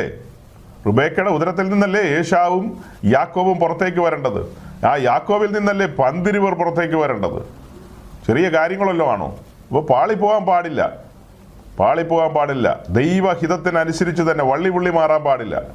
അബ്രഹാം എന്ന് പറയുന്ന വ്യക്തി ആരാ? ദൈവത്തെ അനുസരിക്കുന്നവനല്ലേ, ദൈവത്തെ ഭയപ്പെടുന്നവനല്ലേ. ആ ഉത്തമ ബോധ്യത്തിലല്ലേ തൻ്റെ ഭൃത്യനോട് പറയുന്നത്, ഞാൻ സേവിക്കുന്നവനും എൻ്റെ ഉടയവനുമായ ദൈവം തൻ്റെ ദൂതനെ നിനക്ക് മുമ്പായി അയക്കും. എൻ്റെ മകന് തക്കതായൊരു തുണയ്ക്ക് വേണ്ടി ദൈവം പ്രവർത്തിക്കും. ഇതാ സഹോദരങ്ങളെ, ശരിയാമണ്ണം രക്ഷയിലേക്ക് വന്ന് ശരിയാമണ്ണം സ്നാനപ്പെട്ട് ശരിയാമണ്ണം വിശുദ്ധ ജീവിതം നയിക്കുന്ന ഭക്തന്മാരുടെ ജീവിതത്തോടുള്ള ബന്ധത്തിൽ സംഭവിക്കുന്നത്. അല്ലാതെ ബാംഗ്ലൂരിൽ പഠിക്കാൻ പോയപ്പോൾ അടുത്ത ക്ലാസ്സിൽ പഠിക്കുന്ന പെണ്ണിനെ കണ്ടപ്പോൾ തോന്നി കൊള്ളാം, എന്നാൽ ഇവിടെ പിടിച്ചോണ്ട് പോന്നേക്കാം. അല്ലെങ്കിൽ ഉഗാണ്ടയിൽ പഠിക്കാൻ പോയപ്പോൾ അവിടെ ഒരു ചെറുക്കനെ കണ്ടു, അവനെയും പിടിച്ചോണ്ട് വരികയാണ്. പാത്രങ്ങളെ, ഞങ്ങളെ വെള്ളത്തിലൊന്നിടണം, പിന്നെ ഞങ്ങളെ കെട്ടിച്ചു വിടണം. കെട്ടിച്ചു വിട്ടാൽ പോരല്ലോ. നമ്മുടെ രീതി അനുസരിച്ച് വെള്ളം വഴി ഇറക്കി വേണമല്ലോ കൊണ്ടുപോകാനായിട്ട്. ഈ പറയപ്പെട്ട ആളുകളുടെ ഒന്നും ജീവിതത്തിൽ ദൂതനൊരു റോളുമില്ല. ദൈവത്തിൻ്റെ ആലോചനകൾക്കും പ്ലാനുകൾക്കും പദ്ധതികൾക്കും ഒന്നും ഒരു സ്ഥാനമില്ല. അങ്ങനെയുള്ളവരുടെ ജീവിതത്തിലാണ് ഈവന്റ് മാനേജ്മെന്റുകാർ കർത്തൃത്വം നടത്തുന്നത്. അവരുടെയൊക്കെ ജീവിതത്തിൽ ഈവന്റ് മാനേജ്മെന്റുകാർ കർത്തൃത്വം നടത്തും. അതേസമയം ദൈവത്തെ ഭയപ്പെടുന്നവന്റെ ജീവിതത്തിൽ പരിശുദ്ധാത്മാവ് കർത്തൃത്വം നടത്തും.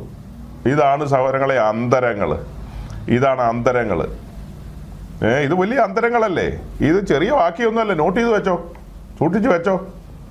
സ്വർഗത്തിലെ ദൈവം തൻ്റെ ദൂതനെ അയക്കുകയാണ്. ശരിയാമണ്ണം ഈ ട്രാക്കിൽ വന്നവരുടെ എല്ലാം ജീവിതത്തിൽ ദൈവം അങ്ങനെ ഇടപെടും.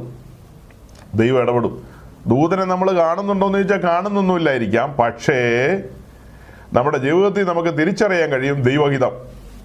ഓരോ വിവാഹ കാര്യങ്ങൾക്കൊക്കെ പോകുമ്പോൾ പെൺകുട്ടിയെ കാണുന്നു, അല്ലെങ്കിൽ അതിൻ്റെ മറ്റ് അനന്തര കാര്യങ്ങളൊക്കെ കാണുമ്പോൾ നമ്മുടെ രീതി അനുസരിച്ച് അങ്ങനെയാണല്ലോ. ആൺപിള്ളേർ പോയി പെൺപിള്ളേരെയാണല്ലോ കാണുന്നത്, നേരെ തിരിച്ചല്ലല്ലോ. അതുകൊണ്ട് ഞാൻ ആ ട്രാക്കിൽ തന്നെ പിടിക്കാം. അപ്പോൾ നമ്മൾ പറഞ്ഞു വന്നതുപോലെ ശരിയാമണ്ണ സുവിശേഷം കേൾക്കുന്നു. കേൾക്കപ്പെട്ട സുവിശേഷം നമ്മൾ ആരാണെന്ന് നമുക്ക് തിരിച്ചറിയുവാനുള്ള ബോധ്യം നൽകി. നാം പാപികളാണെന്നും അരിഷ്ട മനുഷ്യരാണെന്നും തിരിച്ചറിഞ്ഞ് ദൈവസന്നിധിയിൽ മുഴങ്കാൽ മടക്കി അങ്ങനെ ബലിപീഠത്തിൽ നാം നമ്മെ തന്നെ ഏൽപ്പിച്ചു കൊടുത്തു. അവിടെ മുതൽ എല്ലാ സമയത്തും നമുക്കൊരു ബോധ്യമുണ്ട്, ഞാൻ നഷ്ടപ്പെട്ടൊരു പാപിയായിരുന്നു. ഒരു കണ്ണിനും അലിവ് തോന്നാതെ കിടന്നതാണ്. കെട്ടപ്പെട്ടൊരു കഴുതയായിരുന്നു, കഴുത്തൊടിക്കാൻ വെച്ച കഴുതയായിരുന്നു. എനിക്ക് പകരമായി ആടിനെ കൊടുത്ത് വീണ്ടെടുക്കാൻ ആരുമില്ലായിരുന്നു, കഴുത്തൊടിക്കേണ്ടത് തന്നെയായിരുന്നു. അങ്ങനെ കഴുത്തൊടിക്കാൻ വെച്ച കഴുതിയായ എന്നെ ദേവാട്ടിൻകുട്ടിയെ കൊടുത്ത് വീണ്ടെടുത്ത മഹൽ സ്നേഹം അകത്ത് കത്തിക്കൊണ്ടിരിക്കുകയാണ്. അത് കത്തിക്കൊണ്ടിരിക്കുകയാണ്, വലിയൊരു ബന്ധത്തിലേക്ക് വന്നിരിക്കുകയാണ്. അപ്പോൾ നഴ്സിംഗ് പഠിക്കാൻ പോയപ്പോഴോ MBBS പോയപ്പോഴോ എഞ്ചിനീയറിംഗിന് പോയപ്പോഴോ അവിടെ കണ്ട ചെറുക്കനോ ഇവിടെ കണ്ട ചെറുക്കനെ അവൻ്റെ ഒന്നും കൂടെ പോകാൻ പെർമിറ്റ് ഇല്ലെന്നേ. അങ്ങനെയൊന്നും പോകാൻ കഴിയില്ല, അതൊന്നും സാധ്യമല്ല. യൂത്ത് ക്യാമ്പുകളിലൊക്കെ ഇതിൻ്റെ ചർച്ചകൾ ഞാൻ കേട്ടിട്ടുണ്ട്. യൂത്ത് ക്യാമ്പുകളിലൊക്കെ അതിനെന്നാ കുഴപ്പം, ഇതിനെന്നാ കുഴപ്പം എന്നൊക്കെ. ക്രൂശ് എന്താണെന്ന് അറിയാവുന്ന ഉദ്ദേശിമാരോട് ചോദിക്കുന്നേ, അല്ലാത്തവരോട് ചോദിച്ചാൽ അവർക്ക് ഉത്തരം പറയാനുണ്ടോ? അങ്ങനെയാകാം ഇങ്ങനെയാകാമെന്ന് അവർ പറയും. ശരിക്കും നമ്മൾ ഈ രക്ഷാനുഭവത്തിലേക്ക് വന്ന് നമ്മുടെ ജീവിതം ബലിപീഠത്തിൽ സമർപ്പിക്കുമ്പോൾ, അഥവാ തീറാധാരത്തിൽ ഒപ്പിടുമ്പോൾ, സെയിൽ ഡീഡിൽ ഒപ്പിടുകയല്ലേ, ആ സമയത്ത് സമ്പൂർണ്ണമായി നാം സമർപ്പിക്കപ്പെട്ടു. നമ്മുടെ ഉള്ളം മുഴുവനും നമ്മുടെ കർത്താവ് മാത്രമേ ഉള്ളൂ. വേറെ ഏതൊരു പെങ്കൊച്ചാകട്ടെ ആങ്കൊച്ചാകട്ടെ ആരുമാകട്ടെ എന്തുമാകട്ടെ, അതൊക്കെ 2, 3, 4 സാധനങ്ങളിലേ ഉള്ളൂ. ക്രിസ്തുവിന് കൊടുത്ത സ്ഥാനത്തുനിന്ന് ക്രിസ്തുവിനെ എടുത്തു മാറ്റിയിട്ട് പകരം മറ്റൊരു യൗവനക്കാരി അവിടെ പ്രതിഷ്ഠിക്കുക, മറ്റൊരു യൗവനക്കാരനെ അവിടെ പ്രതിഷ്ഠിക്കുക. തരക്കേടില്ലല്ലോ. കൊള്ളാം. ഇത് എവിടെ നിന്ന് കിട്ടിയ ഉപദേശമാ? ഈ ലാഘവത്വം നിങ്ങൾക്ക് എവിടെ നിന്ന് കിട്ടി? ഈ ലാഘവത്വം നിങ്ങൾക്ക് എവിടെ നിന്ന് കിട്ടി?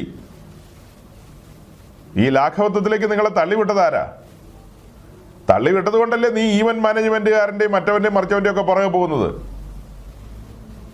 പെന്തിക്കോസ്തുകാരന് കല്യാണം നടത്താൻ ഈവന്റ് മാനേജ്മെന്റുകാരൻ്റെ സഹായം എന്താണെന്ന് എനിക്ക് ഇപ്പോഴും പിടികിട്ടുന്നില്ല സഹോദരങ്ങളെ. ഞാൻ മുന്നറിയിപ്പ് പോലെയാണ് നിങ്ങളോട് ഇതൊക്കെ പറയുന്നത്. കഴിഞ്ഞ ദിവസം ഞാനൊരു സ്പെഷ്യൽ മീറ്റിംഗ് വെച്ചു.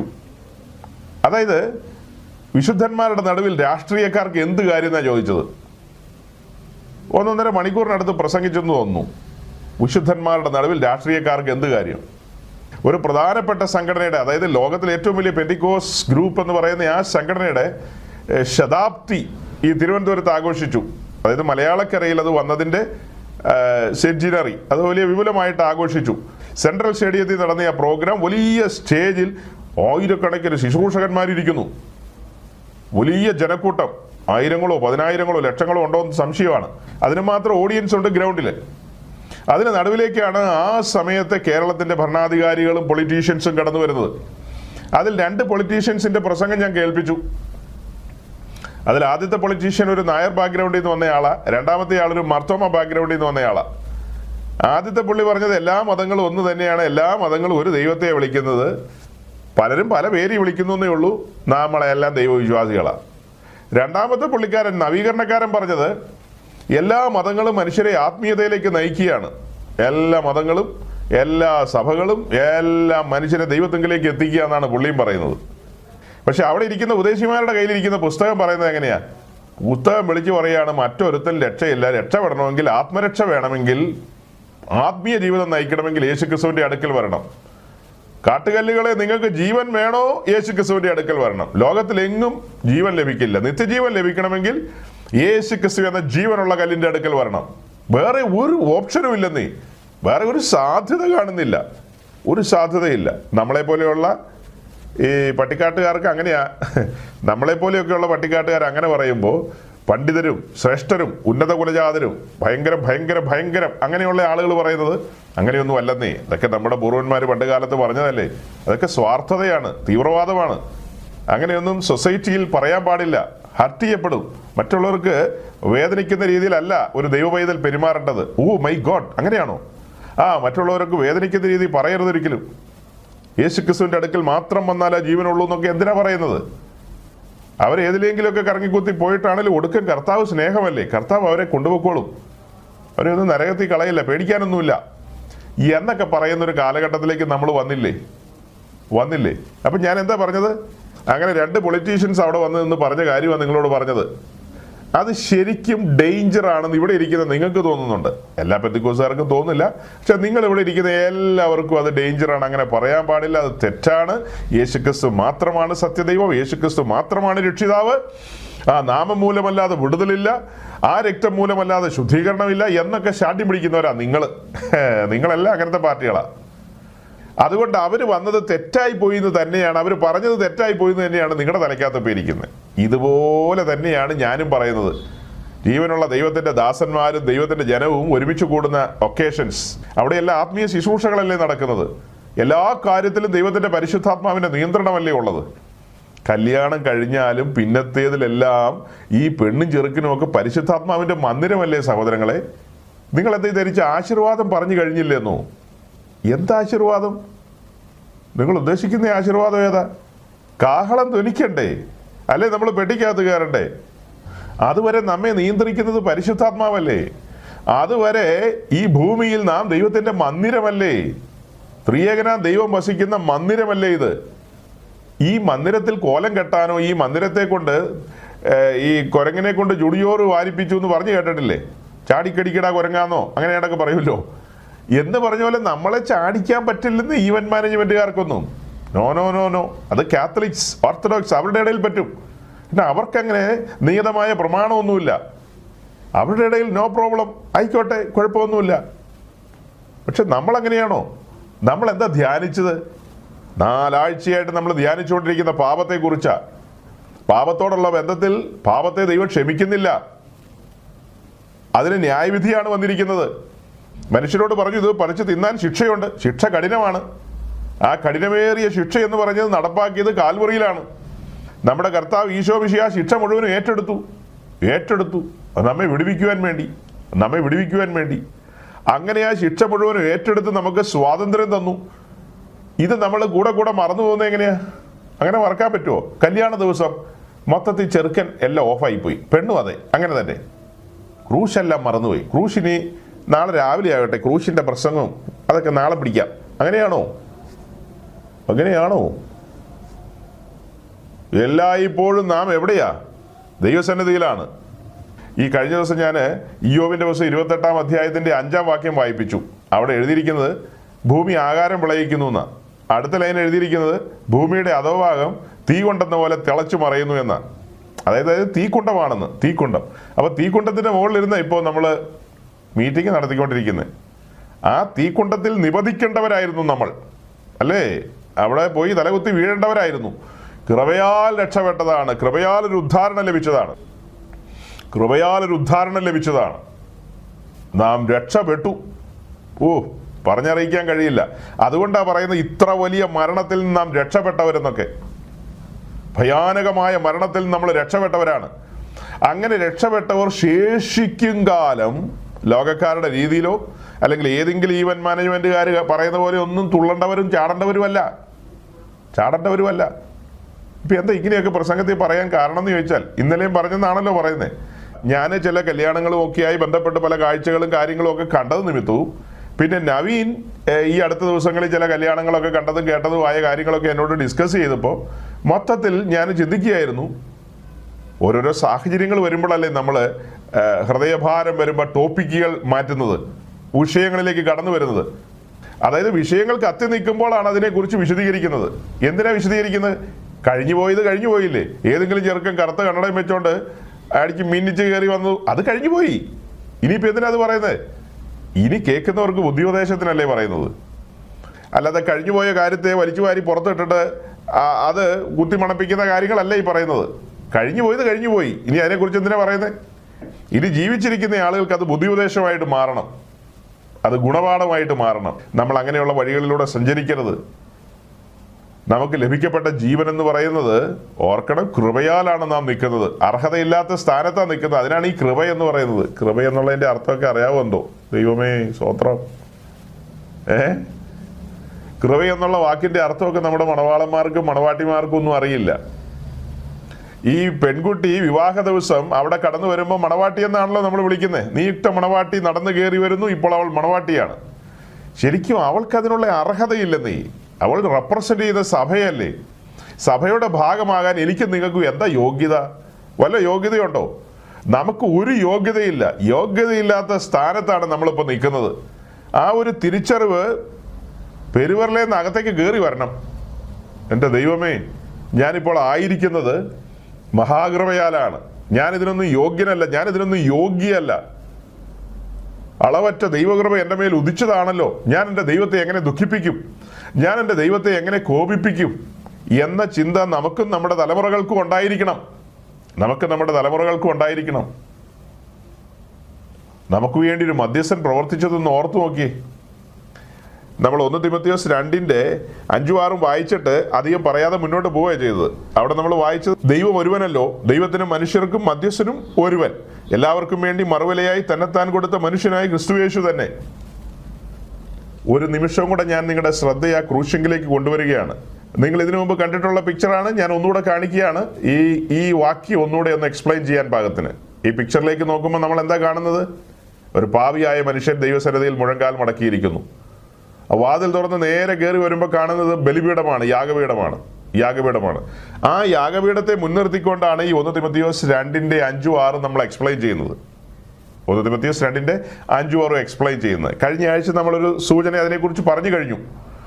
അതായത് ദൈവം ഒരുവനല്ലോ, ദൈവത്തിനും മനുഷ്യർക്കും മധ്യസ്ഥനും ഒരുവൻ തന്നെ, 2 കൂട്ടർക്കും മധ്യസ്ഥൻ ഒരുവനാണെന്നാണ് പറയുന്നത്. അതായത് നമ്മുടെ കർത്താവായ യേശുക്രിസ്തുവാണ് മധ്യസ്ഥൻ. ആ ബലിപീഠം എന്താ കാണിക്കുന്നത്? മധ്യസ്ഥതയാണ് കാണിക്കുന്നത്. മധ്യസ്ഥത, പാപികളായ മനുഷ്യർക്ക് വേണ്ടി ഒരുവനായ ദൈവത്തിന്റെ സന്നിധിയിൽ മധ്യസ്ഥത അണയ്ക്കുന്ന ഇടമാണ് ആ ബലിപീഠം എന്ന് പറയുന്നത്. അവിടെ ചിന്തിയ രക്തമാണ് അത്യുന്നതനായ ദൈവത്തിന്റെ സന്നിധിയിൽ തളിക്കുന്നത്, അല്ലേ? അവിടെ ചിന്തിയ രക്തമാണ് അത്യുന്നതനായ ദൈവത്തിന്റെ സന്നിധിയിൽ തളിക്കപ്പെടുന്നത്. നമുക്ക് വേണ്ടി മറുവിലയായി തളിക്കപ്പെടുന്ന രക്തം നമ്മുടെ കർത്താവ് യേശുക്രിസ്തുവിന്റെ രക്തമാണ്. നമ്മുടെ കർത്താവ് യേശുക്രിസ്തുവാണ് നമുക്ക് വേണ്ടി മധ്യസ്ഥനാകുന്നത്. അത് ഈ ബലിപീഠത്തിൽ നോക്കിയാണ് നാം കണ്ടെത്തുന്നത്, ബലിപീഠത്തിലേക്ക് നോക്കുമ്പോൾ. അപ്പൊ ആ വാക്യം അസ്ഥാനത്ത് ഉപയോഗിക്കരുത്. ആ വാക്യം പാപികളായ നമുക്ക് വേണ്ടി പരിശുദ്ധനായ ദൈവത്തിന്റെ സന്നിധിയിൽ മധ്യസ്ഥ അണച്ച മധ്യസ്ഥന്റെ കാര്യമാണ് പറയുന്നത്, യേശുക്രിസ്തു എന്ന മധ്യസ്ഥൻ. അപ്പൊ യേശുക്രിസ്തു എന്ന മധ്യസ്ഥനെന്ന് നമ്മൾ പറയുമ്പോൾ അതിന്റെ ഗൗരവം എന്താ? യേശുക്രിസ്തുവിന്റെ പ്രത്യേകത എന്താ? യേശുക്രിസ്തു പൂർണ്ണ മനുഷ്യനും പൂർണ്ണ ദൈവവുമാണ്. പൂർണ്ണ മനുഷ്യനും പൂർണ്ണ ദൈവവുമാണ്. ഒരേ ഒരു ദൈവം, ഒരേ ഒരു മധ്യസ്ഥൻ. അങ്ങനെയാണ് വായിച്ചത്. ശ്രദ്ധിക്കണം. വിശുദ്ധ മറിയയ്ക്കോ പത്രോസിനോ പൗലോസിനോ എന്ന് വേണ്ട ഈ ഭൂമിയിലെ ഒരു മനുഷ്യർക്കും ആ സ്ഥാനം ഏറ്റെടുക്കാൻ കഴിയില്ല. ഈ തിമോഥെയോസിന്റെ ലേഖനത്തിലെ ആ വാക്യം യേശുക്രിസ്തുവിന് മാത്രം ബാധകമായ വാക്യമാണ്. വേറെ മധ്യസ്ഥന്മാരില്ല. അതായത് പാപികളായ മനുഷ്യർക്ക് ദൈവസന്നിധിയിലേക്ക് കടന്നു വരുവാനും നിരപ്പ് പ്രാപിക്കുവാനും കഴിയുന്ന ഒരേ ഒരു മധ്യസ്ഥൻ യേശുക്രിസ്തു എന്ന മധ്യസ്ഥൻ മാത്രമാണ്. യേശുക്രിസ്തുവിലൂടെ അല്ലാതെ അത് സാധ്യമല്ല. ഇപ്പൊ വേറെ ആളുകളുടെയൊക്കെ പേരുകൾ പലരും പറയുന്നത് കേട്ടിട്ടില്ലേ? അവർ മധ്യസ്ഥരായി, ഇവർ മധ്യസ്ഥരായി, അങ്ങനെ ചെയ്യും ഇങ്ങനെ ചെയ്യും എന്നൊക്കെ. അതെങ്ങനെ ശരിയാകും? അതായത് യേശുക്രിസ്തു പൂർണ്ണ ദൈവമാണ്, ദൈവത്തിങ്കൽ നിന്ന് വന്നവനാണ്, പൂർണ്ണ ദൈവമാണ്, ദൈവത്തെ അറിയുന്നവനാണ് ഈ മധ്യസ്ഥൻ. അടുത്ത യേശുക്രിസ്തു പൂർണ്ണ മനുഷ്യനാണ്. എബ്രായർ 2:17 മറ്റോ നമ്മൾ വായിക്കുന്നുണ്ട്. അല്ല, അത് വായിച്ചേക്കാം. Hebrew chapter 2:17. എബ്രായ ലേഖനം 2:17 നമുക്കൊന്ന് വായിക്കാം. അതുകൊണ്ട് ജനത്തിന്റെ പാപങ്ങൾക്ക് പ്രായശ്ചിത്തം വരുത്തുവാൻ അവൻ കരുണയുള്ളവനും ദൈവകാര്യത്തിൽ വിശ്വസ്ത മഹാപുരോഹിതനുമാകേണ്ടതിന് സകലത്തിലും തന്റെ സഹോദരന്മാരോട് സദൃശനായി തീരുവാൻ ആവശ്യമായിരുന്നു. അവിടെ വായിക്കുന്നത്, അതുകൊണ്ട് ജനത്തിന്റെ പാപങ്ങൾക്ക് പ്രായശ്ചിത്തം വരുത്തുവാൻ അവൻ കരുണയുള്ളവനും ദൈവകാര്യത്തിൽ വിശ്വസ്ത മഹാപുരോഹിതനും ആകേണ്ടതിന് സകലത്തിലും തന്റെ സഹോദരന്മാരോട് സദൃശനായി തീരുവാൻ ആവശ്യമായിരുന്നു. അപ്പോൾ സകലത്തിലും തന്റെ സഹോദരന്മാരോട് താൻ എന്തായി തീരണം? സദൃശ്യനായി തീരണം. സകലത്തിലും തന്റെ സഹോദരന്മാരോട് സദൃശ്യനായി തീരണം. തൊട്ട് മുകളിലുണ്ട് 14-15 വാക്യത്തിലേക്ക് വരുമ്പോൾ കാണുന്നത്, മക്കൾ ജഡരക്തങ്ങളോട് കൂടിയവർ ആകൊണ്ട് അവനും അവരെ പോലെ ജഡരക്തങ്ങളോട് കൂടിയവനായി മരണത്തിന്റെ അധികാരിയായ പിശാചിനെ. അതായത് മക്കൾ ജഡരക്തങ്ങളോട് കൂടിയവരാണ് എന്ന് വെച്ചാൽ മനുഷ്യരെല്ലാം ശരീരവും അതിൽ രക്തവും ഒക്കെ ഉള്ളവരാണല്ലോ. അതാണ് ജഡരക്തങ്ങളോട് കൂടിയവരാണെന്ന് പറയുന്നത്. അതുപോലെ തന്നെ കർത്താവ് യേശുക്രിസ്തു വേഷാൽ മനുഷ്യനായി ഭൂമിയിലേക്ക് വന്നു. അവൻ മനുഷ്യത്വം എടുത്തു, അല്ലേ? വേഷാൽ മനുഷ്യനായി ഭൂമിയിലേക്ക് വന്നു. സ്വർഗ മഹിമകളെ വെടിഞ്ഞ് തന്റെ മഹത്വം ഉരിഞ്ഞു വെച്ച്, അല്ലെങ്കിൽ മഹത്വം മറച്ചു വെച്ച് താണിറങ്ങി വന്നെന്നാ വായിക്കുന്നത്. താണിറങ്ങി വന്നു. എത്രത്തോളം താഴാവോ അത്രത്തോളം താണിറങ്ങി വന്നു. മനുഷ്യനായി എന്ന് പറഞ്ഞാൽ തന്നെ അർത്ഥം എന്താ? കിലോമീറ്ററുകൾ, കോടാനുകോടി കിലോമീറ്റർ താഴേക്ക് പോയി എന്നല്ലേ അർത്ഥം. ദൈവ സ്വരൂപത്തിലിരിക്കുക, ദൈവത്തോടുള്ള സമത്വം മുറുകെ പിടിച്ചു കൊള്ളണമെന്ന് വിചാരിക്കാതെ എന്നൊക്കെ പറയുമ്പോൾ അടുത്ത എന്താ? തന്നെത്താൻ താഴ്ത്തി ക്രൂശിലെ മരണത്തോളം തന്നെത്താൻ താഴ്ത്തി വേഷാൽ മനുഷ്യനായി. അങ്ങനെ പല കാര്യങ്ങളാണ് അതിലൂടെ നമ്മൾ കാണുന്നത്. തന്നെത്താൻ താഴ്ത്തി ഇറങ്ങി വന്നു. താന് ഭൂമിയിൽ മനുഷ്യനായി വന്നു, മനുഷ്യരെ അടുത്തറിയുന്ന മനുഷ്യപുത്രൻ, അങ്ങനെ പറയാം.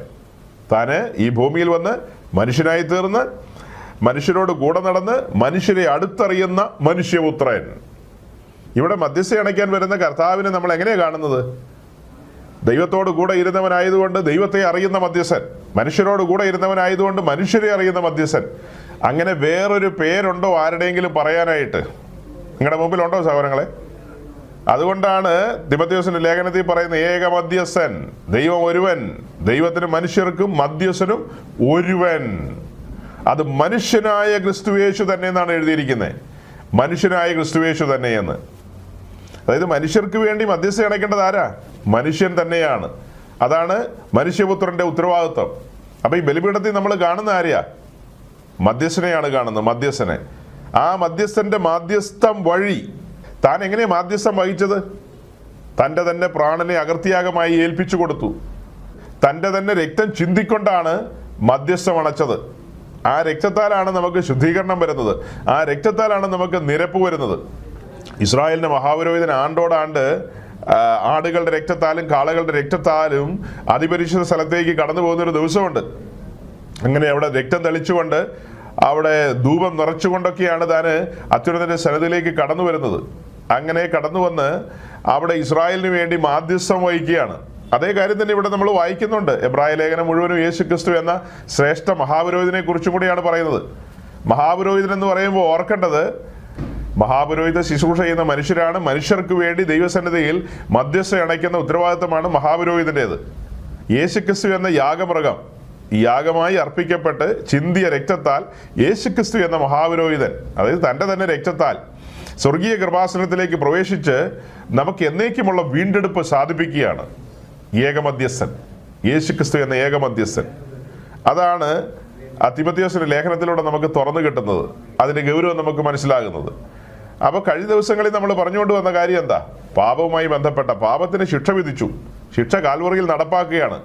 ആ ശിക്ഷ നമ്മുടെ കർത്താവ് യേശുക്രിസ്തു ഏറ്റെടുക്കുകയാണ്. ദൈവത്തിന്റെ നീതി നടപ്പാക്കിയേ തീരൂ. ദൈവത്തിന്റെ നീതി ഡിമാൻഡ് ചെയ്യുന്നത് എന്താ? ശിക്ഷിക്കപ്പെടണം, ശിക്ഷിക്കപ്പെടണം. അവനെ ക്രൂശിക്ക എന്ന് കേട്ടിട്ടില്ലേ? ശിക്ഷിക്കപ്പെടണം. ശിക്ഷ അനുഭവിക്കേണ്ട ഒരു കാര്യമില്ലാത്തവനാണ് ശിക്ഷിക്കപ്പെടുന്നത്. ശിക്ഷ അനുഭവിക്കേണ്ടത് ആരാ? നാം ആണ് ശിക്ഷിക്കപ്പെടേണ്ടത്. ശരിക്കും അവിടെ ആളുകൾ വിളിച്ചു പോയത് എന്താ? അവനെ ക്രൂശിക്കുക എന്നാ വിളിച്ചു പോയത്. ശരിക്കും ആ ശബ്ദം എങ്ങനെയാ വെളിപ്പെട്ട് വരുന്നത്? അവനവനെ ക്രൂശിക്കുന്ന കാര്യമാണ് പറയേണ്ടത്. നമുക്ക് ലഭിക്കാവുന്ന ശിക്ഷ എന്ന് പറയുന്നത് ക്രൂശാണ്, അല്ലെങ്കിൽ നമുക്ക് ലഭിക്കാവുന്ന റിവാർഡ് എന്ന് പറയുന്നത് ക്രൂശാണ്. മരണമാണ് നമുക്ക് ലഭിക്കാവുന്നത്. ആ സ്ഥാനത്താണ് നമ്മുടെ കർത്താവായ യേശുക്രിസ്തു കടന്നുപോയി നമ്മെ രക്ഷിച്ചത്. അതായത് നമുക്ക് സ്വാതന്ത്ര്യം നൽകിയത്. നമുക്ക് ലഭിക്കപ്പെട്ട സ്വാതന്ത്ര്യം എന്ന് പറയുന്ന ആലോചിക്കാൻ പോലും പറ്റില്ല സഹോദരങ്ങളെ. പാപത്തിന്റെ ചങ്ങലകളാൽ ബന്ധിതരായിരുന്ന മനുഷ്യരാണ്. അങ്ങനെ ബന്ധനങ്ങൾ അഴിച്ച് നമ്മെ സ്വാതന്ത്ര്യത്തിലേക്ക് കൊണ്ടുവന്നു. ആ ഗദരദേശത്തെ ഭൂതഗ്രസ്തനായ മനുഷ്യനെ നിങ്ങളൊന്ന് ചിന്തിച്ചേ. കർത്താവ് യേശുക്രിസ്തു ചെല്ലുന്നത് വരെ അദ്ദേഹം എവിടെയാണ് കിടന്നത്? കല്ലറകളിലാണ് കിടന്നത്. എന്ന് വെച്ചാൽ വല്ലാത്തൊരവസ്ഥയല്ലേ? കർത്താവ് യേശുക്രിസ്തു അവിടെ കടന്നു ചെല്ലുന്നത് വരെ താന് കല്ലറകളിലൊക്കെയാണ് കിടന്നിരുന്നത്. താന് പൂർണ്ണ നഗ്നനായിരുന്നു. തനിക്ക് അങ്ങനെ ലജ്ജ തോന്നാനായിട്ട് അങ്ങനെ ഒരു കാര്യമില്ലല്ലോ. കാരണം സുബോധമില്ല. സുബോധമില്ലാത്തൊരു മനുഷ്യൻ, വല്ലാത്ത രീതിയിൽ ജീവിച്ചൊരു മനുഷ്യൻ, അവിടെ യേശുക്രിസ്തു അവനെ സ്വതന്ത്രനാക്കിയപ്പോൾ ആ സ്വാതന്ത്ര്യം ലഭിച്ച് അവനോട് പറയുകയാണ്, നിന്റെ ദേശത്ത് പോയി നീ സാക്ഷിയാകണമെന്ന്. നിന്റെ ദേശത്ത് പോയി സാക്ഷിയാകണമെന്ന്. അങ്ങനെയല്ലേ പറഞ്ഞത്? നിന്റെ ദേശത്ത് പോയി സാക്ഷിയാകണമെന്ന് പറഞ്ഞു. അതൊക്കെ നിൽക്കട്ടെ. അവന് ലഭിക്കപ്പെട്ട ആ സ്വാതന്ത്ര്യം അത് എത്ര ഭയങ്കരമായിട്ടാണ് അവൻ ആസ്വദിച്ചത്. എത്ര ഭയങ്കരമായിട്ടാണ് ആസ്വദിച്ചത്. ഇന്നലെ വരെ നഗ്നനായി കിടന്ന മനുഷ്യനാണ്. ഭ്രാന്തന്മാരുടെ കൂട്ടത്തിൽ കല്ലറകളിലൊക്കെ കിടന്നാണ്. വല്ലാത്തൊരു ജീവിതത്തിന് ഉടമയായിരുന്നു. ആ മനുഷ്യന്റെ ജീവിതത്തിൽ യേശുക്രിസ്തു പ്രവർത്തിച്ചപ്പോൾ ഉണ്ടായ മാറ്റം, ആ മനുഷ്യൻ ഇങ്ങനെ സുബോധം ലഭിച്ച ആ മനുഷ്യൻ നമ്മുടെ റെപ്രസെന്റേറ്റീവ് അല്ലേ? നമ്മുടെ റെപ്രസെന്റേറ്റീവ് അല്ലേ അദ്ദേഹം? ഒരളവിൽ പറഞ്ഞ നമ്മളിതുപോലെ സുബോധമില്ലാതെ നടന്ന മനുഷ്യരല്ലേ? ആത്മീയമായി നഗ്നരല്ലായിരുന്നോ? അവൻ നമ്മെ ഉടുപ്പിച്ചു. അവൻ നമ്മെ ഉടുപ്പിച്ചു. തോട്ടത്തിൽ നിന്ന് ആദമിനെ ആ മൃഗത്തിന്റെ തോലുകൊണ്ട് ഉടുപ്പിച്ച് പുറത്തേക്ക് ഇറക്കി വിട്ടു എന്ന് പറഞ്ഞതുപോലെ നഗ്നരായ നമ്മെ ദൈവകുഞ്ഞാടിനെ അറുത്തതിന്റെ തോലുകൊണ്ട് നമ്മുടെ നഗ്നതയെ മറച്ച് നമ്മെ ഉടുപ്പിച്ചു. അന്നേരമാ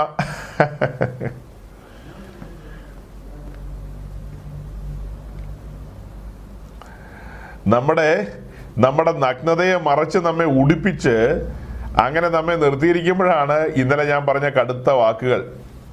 അപ്പൊ നമ്മുടെ മണവാളനും മണവാട്ടിയൊക്കെ തിരിച്ചറിയണ്ടേ? ദൈവകുഞ്ഞാട് അറുക്കപ്പെട്ടാണ് എൻ്റെ നഗ്നതയെ മറച്ചത്. ഇനി ഞാൻ ജഡത്തിനായി ചിന്തിക്കാൻ പാടുണ്ടോ എന്നൊക്കെ ചിന്തിക്കണ്ടേ? ശേഷം മനുഷ്യരെ പോലെ ജീവിക്കാൻ പറ്റുമോ ഇനി നമുക്ക്? നാം രക്ഷിക്കപ്പെട്ട് സ്നാനപ്പെട്ട് വരുമ്പോൾ ക്രിസ്തുവിനെയല്ലേ ധരിക്കുന്നത്?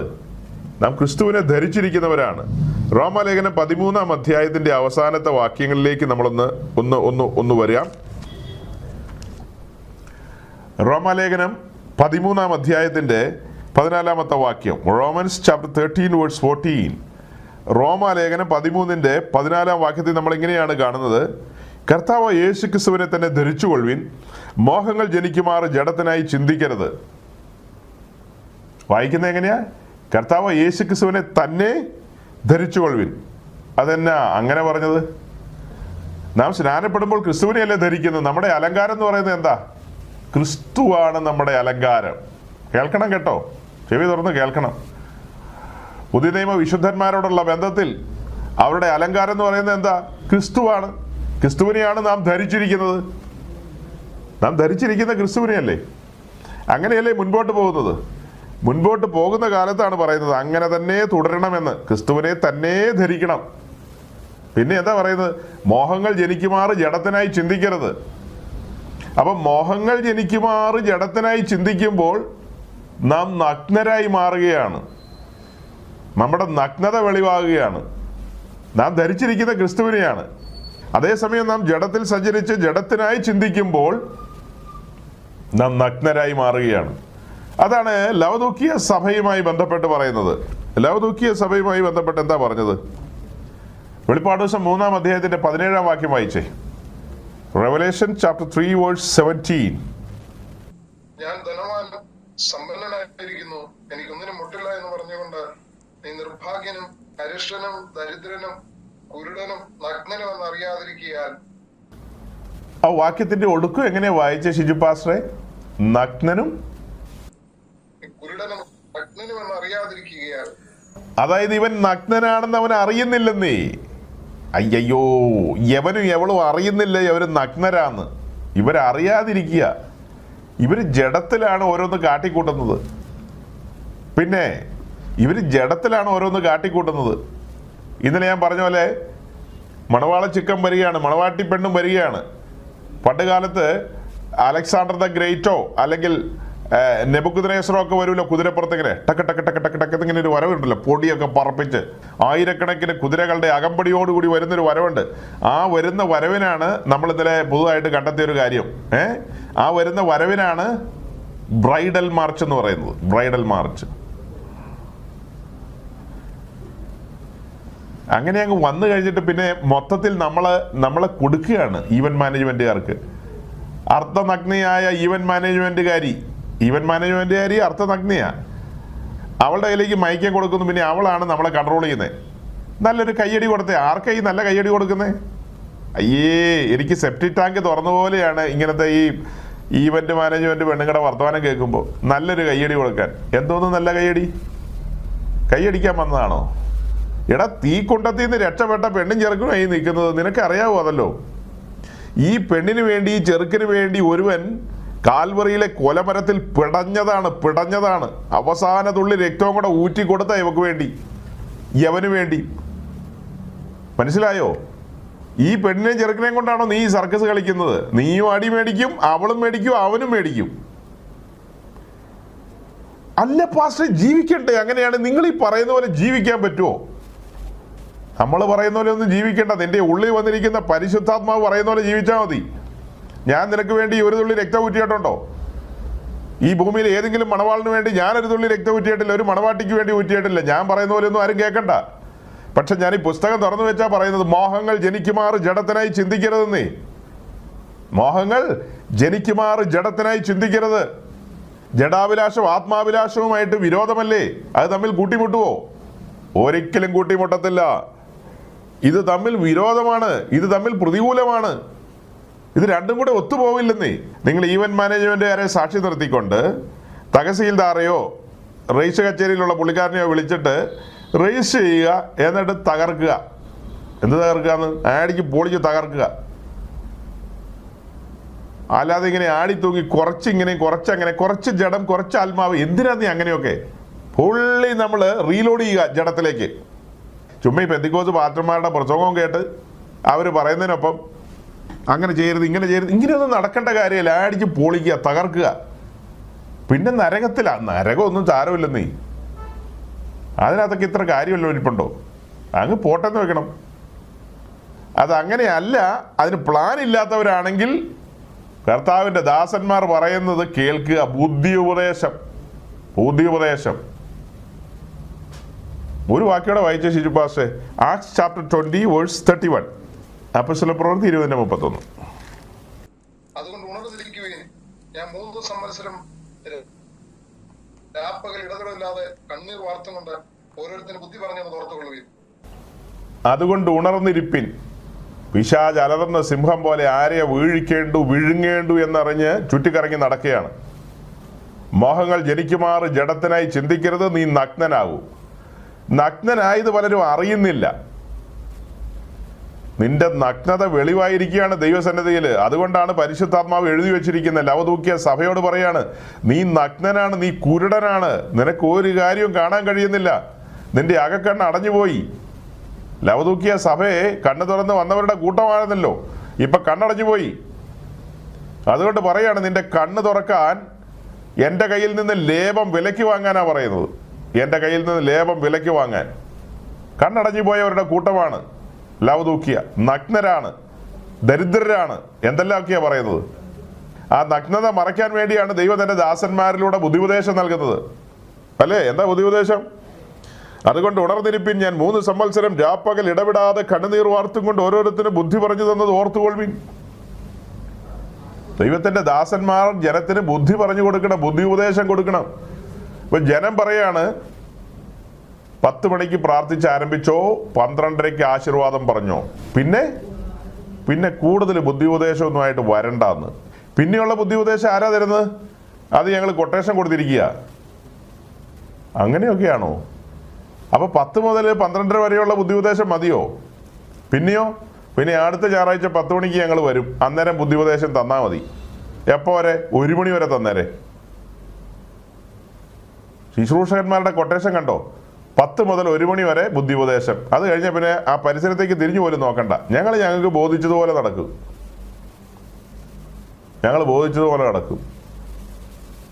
അർത്തമീസിന്റെ കൊത്തളങ്ങളെ ഇടിച്ച് തകർത്താണ് എഫെസോസിൽ ഒരു സഭ സ്ഥാപിച്ചത്. ആ സഭയിലെ മൂപ്പന്മാരെ വിളിച്ചു വരുത്തിയിട്ടാണ് പറയുന്നത്, ഞാൻ ആസ്യയിൽ വന്ന 1-ാം നാൾ മുതൽ തൻ്റെ ജീവിതത്തിലുണ്ടായ കാര്യങ്ങളെല്ലാം പൗലോസ് പറയാണ്. ഭയങ്കരമായ കാര്യങ്ങളാണ് സംഭവിച്ചത്.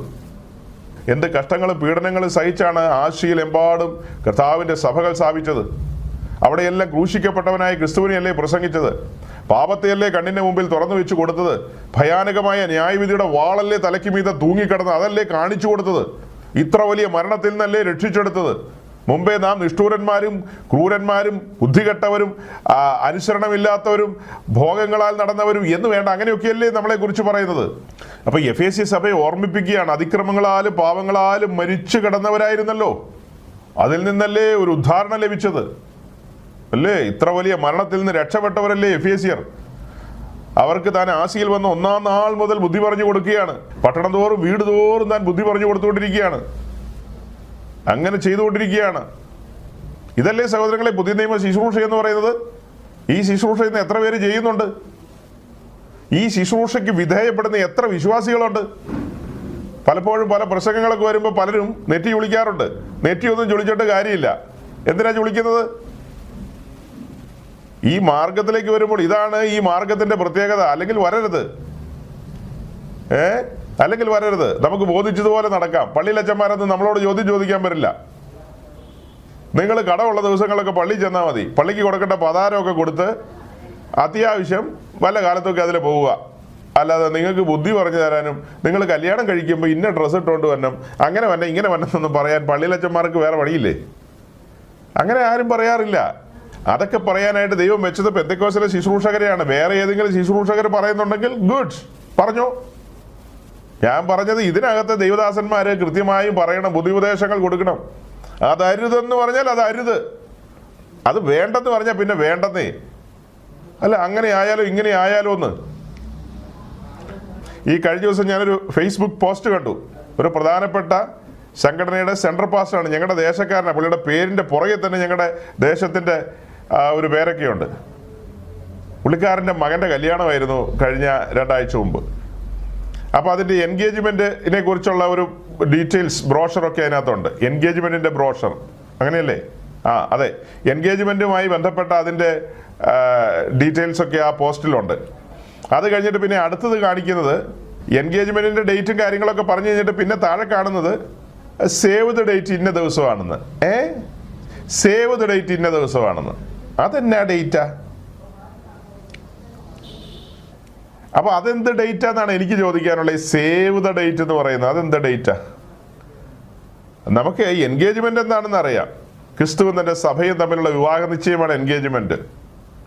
വിവാഹം എന്ന് പറയുന്നത് ക്രിസ്തു തന്റെ സഭയെ വേളി കഴിക്കുന്നതാണ് വിവാഹ ദിവസം. പിന്നീട് നമുക്ക് കാണാൻ കഴിയുന്ന റിസപ്ഷൻ പാർട്ടിയാണ്. അതായത് കുഞ്ഞാടും തന്റെ കാന്തയും കൂടെ കാന്തയുടെ ഭവനത്തിലേക്ക് വരുന്നു, അതായത് ഭൂമിയിലേക്ക് വന്ന് അവിടെയാണ് റിസപ്ഷൻ പാർട്ടി.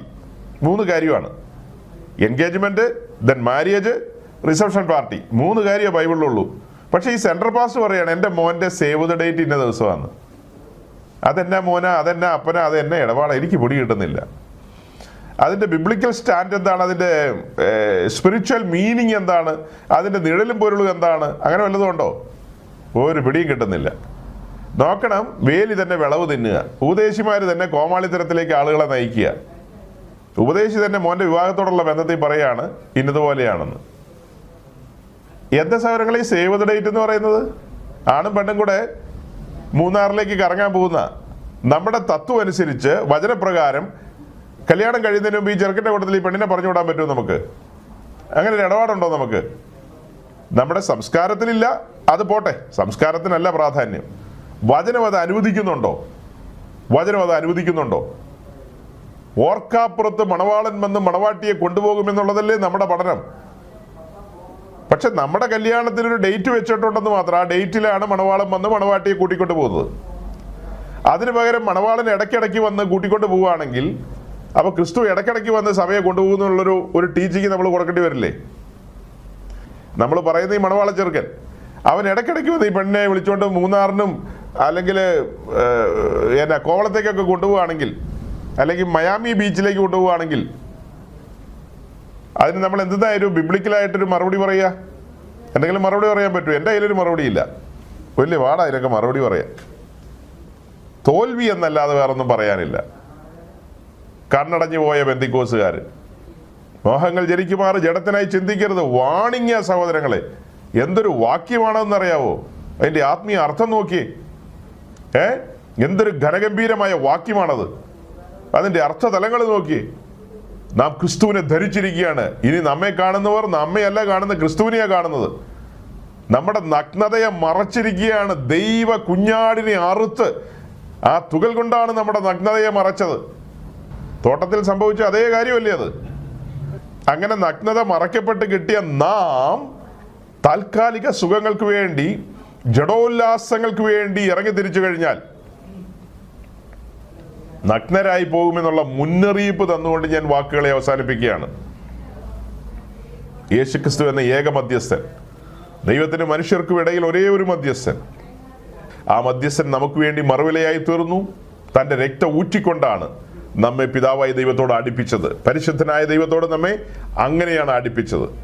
അങ്ങനെ ആ പിതാവായ ദൈവത്തോട് നമ്മെ നിരപ്പിച്ച, അടുപ്പിച്ച യേശുക്രിസ്തു എന്ന മധ്യസ്ഥൻ, ആ മധ്യസ്ഥനെ തന്നെയാണ്, അതായത് നമ്മുടെ വീണ്ടെടുപ്പുകാരനെയാണ് നാം ധരിച്ചിരിക്കുന്നത്. മോഹങ്ങൾ ജനിക്കുമാറ് ജഡത്തിനായി ചിന്തിക്കരുത്. മോഹങ്ങൾ ജനിക്കുമാറ് ജഡത്തിനായി ചിന്തിക്കരുത് എന്ന ആ ഗൗരവമായ വാക്യം നിങ്ങളുടെ കണ്ണിന്റെ മുമ്പിൽ വെച്ചുകൊണ്ട് ഞാൻ എൻ്റെ വാക്കുകളെ ചുരുക്കുകയാണ്. ദൈവം നിങ്ങളെ അനുഗ്രഹിക്കട്ടെ.